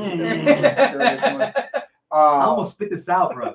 And here's my hope: AEW gets their shit together. I really feel like hope. that's every year. Yeah, but I really hope that they fucking come back around and become a legitimate number 2 again. Scott, give me one. I think I said last year, and I'm still hoping for it. I got Dominic Mysterio being not a world champion, but holding a belt, Mhm. holding All right. a significant belt, Oh, yeah. Intercontinental, Oh, yeah. something, because like he's kind of taking a step back. He's kind of the second part to He was a prized live- possession this year. Yeah, but he's second part to. He was the trophy husband. I also see him being Top. top babyface. Yeah. It's this weird year. that the most coveted titles last year was a Ulafala, Yeah. a bracelet, And and Dom. Dom. Fucking, And we thought AEW had too many I titles. know. fucking Tiffany Stratton was trying to cash in to get Dom. Yeah. Can I get him too? I do have to say that Tiffany Stratton, being a purse, fucking awesome. Yeah. Oh, Have look who decided to fucking finally chime Hector? in. Hector. you guys Hector talked about New says, Japan yet? yeah, I know, right? He says, I think Phoenix is going to be the next Sin Cara. I said what I said. Ooh. Oh! Hector, 30 seconds or less. Why is New Japan in the state it's in right now? That is a very, very good assessment because dude breaks his foot, ankle, elbow, arm every other fucking 5 months. So Give me a So, prediction. so does that mean that Penta is not also going to go down with the ship as the brothers? Oh no, he's been. Okay. Yeah, I don't think so. Okay, well, I'll wait till you Give me a prediction. I predict this year is a year that I am going to be completely 100% burnt out on wrestling, and I won't watch anything else. And I might even stop doing this podcast. That's how Legitimately? like legitimately. That's how far down the rabbit hole I am with. I don't want 3-hour Raws and 3-hour SmackDowns. I agree. now does it fall in line with also your social life being? Oh different? yeah, that too. So like all of it together, a Yeah. perfect storm.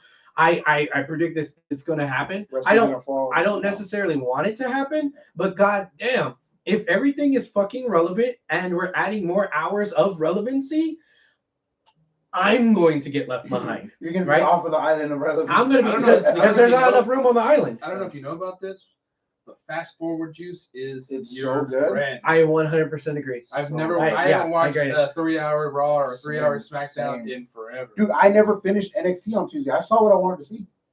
Oh, we watched all that. The Rock promo in the back. That's all I saw. Three I hours- saw the- I I make saw the my- I girls. make my point to watch NXT. Yeah. No, I get it. We watched that together. My We fast point forward is, a lot. I don't have to. Like, I saw it the next day on Dirt Sheet Radio. Who won? Yeah. What was that? Great. That's why Awesome. I don't have Netflix. Yeah. I'm not getting Netflix either. Yeah. 3 I'll hours watch of Raw. somewhere else. 3 hours of SmackDown, 2 2 hours of NXT, Mhm. 2 hours of Dynamite, 2 hours of Collision. 2 hours of Collision, and something from New Japan. Something Hey, from did something else you somewhere. know that they That's removed 12 hours a week, bro. and you love Brennan. They removed Yep. they removed the paywall from Ring of Honor, so you can watch it online. Okay, Their weekly now television. Ring That's of another Honor. 2 hours. 2 not 1 hours, hour, that's 2 15. hours. That's 15 hours. Weekly. Add 2 PLEs a month, one for each main roster. And add 21. Saturday night main events. 21. And Tonight, NXT, Manias, tonight. Yeah, NXT, we gotta do that. 2 night SummerSlams. NXT, AEW, and It's- WWE. it- pay-per-view. I, And- and I it's too totally much. get it. And okay, that's what happened to me when I first had, started having more kids. It's like, so shit falls out on the important list, and I totally get that. It's just like if you have the choice of. That's what I love about it right now. Mhm. You have the. If I just wanted to watch ROH, I would just watch ROH. If I just wanted to watch Yeah. AEW, I would just AEW. I'm the same way. And- I watch and NXT every week. I watch Yeah. NXT with this guy. Okay. Now we've slowly started watching AEW, Mhm. and then I watch Raw. Well, I was watching Raw. Those are the 3 shows. And we I don't fast want- forward I don't a want. lot. Yeah, and I almost skip focus- through SmackDown. Yeah, I almost focus on like, okay, I'll get spoilers on purpose so I can go watch whatever I need to watch. If there's something I really want to see, You'll avoid it. I'll avoid spoilers Yeah, and I'll watch it. I'll try and watch Yeah. it live or Mhm. on a recording. And I'll agree with you on that. That yeah, you could pick and choose what you want to watch. But oftentimes when you pick and choose what you want to watch, if we're trying to do this show, that list is going to happen again next year, Yeah. right? That list where it's like we have something from January, but we didn't watch anything else to add something to replace it. Now we have a shitty match of the year list, and it's doing Houston Wrestling Radio a disservice. Well, if it's just you You're right. and we catch you up much, I mean, brother, this is my first show of the year. My last show was the last show of the year last year. Yeah. You don't Well, gotta maybe do you should be on the show more often. that. Maybe what I'm saying is like if we just have to catch you up at the end of the year, Yeah, that's so true. fine. That- Or we can do what I've been saying for years and not have to meet up. do it to a online. podcast. Yeah, do it online. I have Anybody else have a laptop that works? I don't. Yes, I do. My kid just got a laptop. I can just use her laptop. Oh yeah. I have another prediction though. Okay. Our rising star of the year this year that we're going to be talking about in January of 2026 is Roxy. Yes. I think Roxy is going to get called up. Roxy is going to fucking light it up, and she is going to be a mainstay in the women's division at the main roster of WWE. Do you think her height will like prevent her? Yes, it will, but She's really short. I think Julia's she's too short. too. She's too short, but she's also too short in the women's division. I think that's going to be a little bit more forgiving, and she's going to be able to use that to her advantage the same way how Daniel Bryan did that to elicit a babyface response. I know right now she's not a babyface; she's more of a heel, but she could be a babyface going forward throughout this year. She has had a match with Rhea before, right? I want to say like when Rhea was doing her little tour. Possibly. Rhea's the tallest girl. Raquel's the tallest girl, but like Charlotte's tall as fuck too. Jade's taller. Jade. Oh man, Bianca's There's pretty too tall, many. too. They had too Her many versus taller Nia? women. Now hold on, Alexa Bliss is 5 feet of fury, and she ran that company. And for who else? Zelina Vega. Liv is kind of short. That's pretty fucking short. Again, it can happen. She's in the most forgiving division for it to happen. Yeah. So you know what? Yeah, I think you could be very, very right. Yeah. So your love for Roxy, I'm gonna have some love for fucking Harley Cameron in AEW. She can sing. Dude, I've been singing her She's praises for years. She's funny. Yeah. Her match against fucking Mariah May on Collision last Saturday was damn good. Yeah. And that's the only thing that she really needs to work on. Like, you can learn to wrestle. You can't learn to have charisma or personality or charm. I'm gonna send you. And she has a great rack Yeah. Her. of ribs. Ah! I believe it's her, Shotzi, and Karen Cross's Scarlett. They have a song together. I made a music video about 2 years Really? ago. Yeah. Like one of them screaming, the other one singing. It's pretty tight. Did you see what Hector said? Okay. In response to you, pretty much. Yes. Hector says New Japan is in the state they are because they allow their contracts to be 1 year long and finish at the same time. That allows wrestlers to leave in mass. Yep. Mm-hmm. The fact that WWE is doing summary show videos on YouTube helps when trying to see what to watch. Oh, he was replying to me. To you, doing yeah. summary. Yeah. Cool. Here's another prediction for 2025. I'm gonna All throw it out there because it's the kind of stupid shit that would probably happen in pro wrestling. Tony Khan's buying New Japan. Whoa! I could see that. New Japan or Noah? No, No, New Japan. He Wow. has no working relationship with Noah. I would go one step further and say that Noah might have a working partnership with WWE continuing. Because you see Nakamura and Omos and AJ Styles went out there. Yeah, but I could definitely see Tony Khan buying fucking New Japan. Because my eyes, I've heard it for years listening to Jim Cornette's podcast, but my eyes got opened up during the fucking. So just to quick hammer this out real quick, not to get too much into detail. The whole premise of the Gabe Kidd Kenny Omega match was Gabe Kidd calling out Omega for leaving New Japan on a time of need. And so all these new rookies are climbing up, and Omega being hurt and not being able to do much of anything. And Omega wanted to show them that he's still the man after this injury. And so Chris Carlton on commentary completely destroyed Khan and AEW completely to the point where I'm like, man, Tony Khan's probably going to just buy it. To work. Tony Khan's probably going to just buy it. Like that, you can only do this forbidden door stuff back and forth for so much. If you wanted that badly and you've already gotten most of the people, the rest of the New Japan people, you can merge that with Strong and you can merge that with the Ring of Honor. So that could be V1 developmental, and you'll just have more people, and then it's going to just fucking get worse. But I see Tony Khan buying New Japan. Hector in the live chat says Omos is a rising star, especially after his incursion in Noah. Yeah, I think it'll help him to put my bow on 24. Wrestling's cool again. Like I got casuals, I got randos randomly messaging me. Hey, did you see this? Hey, did you see that? Dude, Travis Scott fucking sparked a blunt on fucking Raw, and nobody batted an eye. Ooh, I got one. Fucking Bronson Reed. Oh yeah, when he comes back, I love Bronson. Tsunami. Everyone's getting Tsunami. He's That's my doing prediction. what- Except Macaulay Culkin. Yeah. he's doing what Drew did last year when he was hurt. Yeah. Social media. Kept himself Right now on relevant social media, he's doing a poll if you should Tsunami somebody. Mhm. So what's the soldier's name? Sebastian. Oh, Sebastian Stan? He's getting Tsunami. Oh He yeah. just puts up a picture and goes, Tsunami or not Tsunami? Everyone's like, Tsunami. Hector also says Yoshi Tatsu has an opportunity to return to WWE with Omos. So keep him away from AJ Styles. Yeah. Well, now he knows how to take it. Yeah.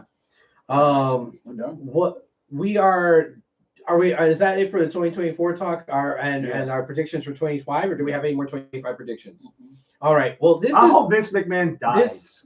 damn. Is that a hope or a prediction? That's a prediction. He's on And my a hope. he's Hope and a prayer. he's on my Deadpool for 2025. He's on your Deadpool. He's Okay. on my He Deadpool. will not. All right. Cosa mala. Hey, just to be clear, everyone's in this room. I did call on last year's year in review. Punk wasn't going to make it past January, and I got it right.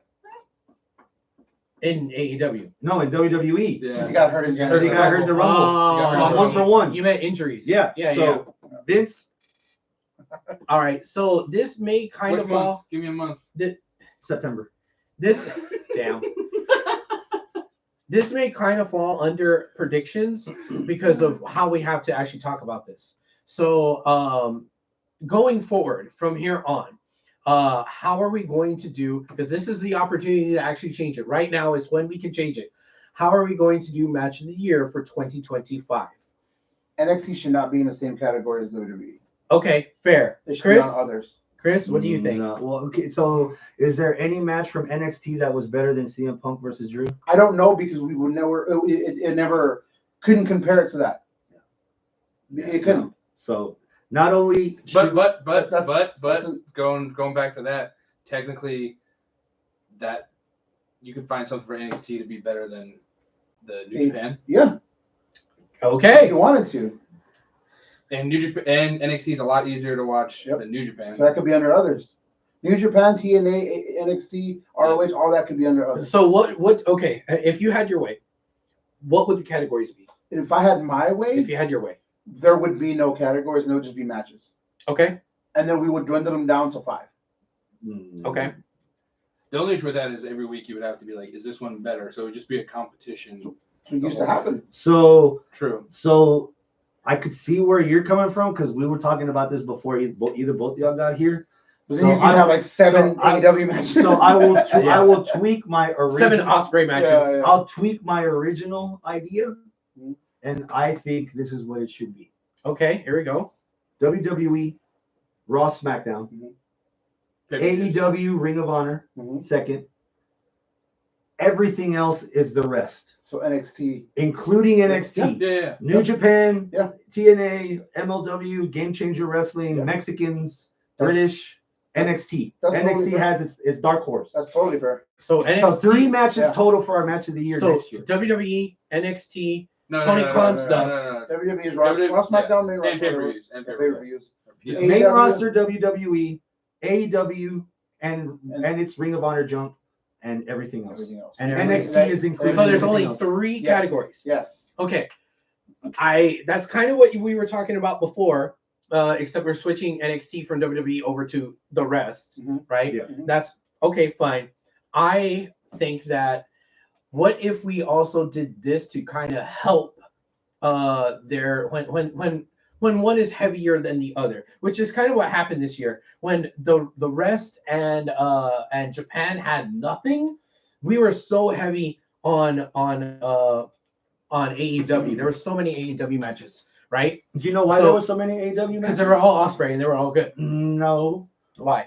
Primarily is because we were watching AEW primarily in our wrestling diet. Yeah, We Okay, weren't watching okay. a lot- You didn't watch WWE So for like a year. because we're not watching a lot of New Japan in our diet, New Japan doesn't deserve its own category. Yeah. We're still watching AEW weekly, at least Scott and I. Mhm. Maybe you. I watch NXT. NXT Yeah. every week. All right. So, well, okay. It just so happened Osprey that was- doesn't yeah. change the point that I was about to make. Okay.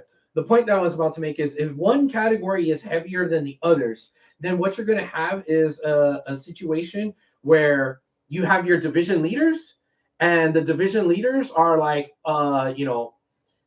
one is 12-1, the other's 12-1, and then your other division leader is like 9-6. Right? You, Yeah. you understand what I'm talking Yes. about? But then the second place under this division is also like 11-2. Yeah. So this guy is better than this guy? Mhm. That doesn't make sense. Yep. So what I'm proposing is, so we have a best in each of these 3 categories, and then one wild card.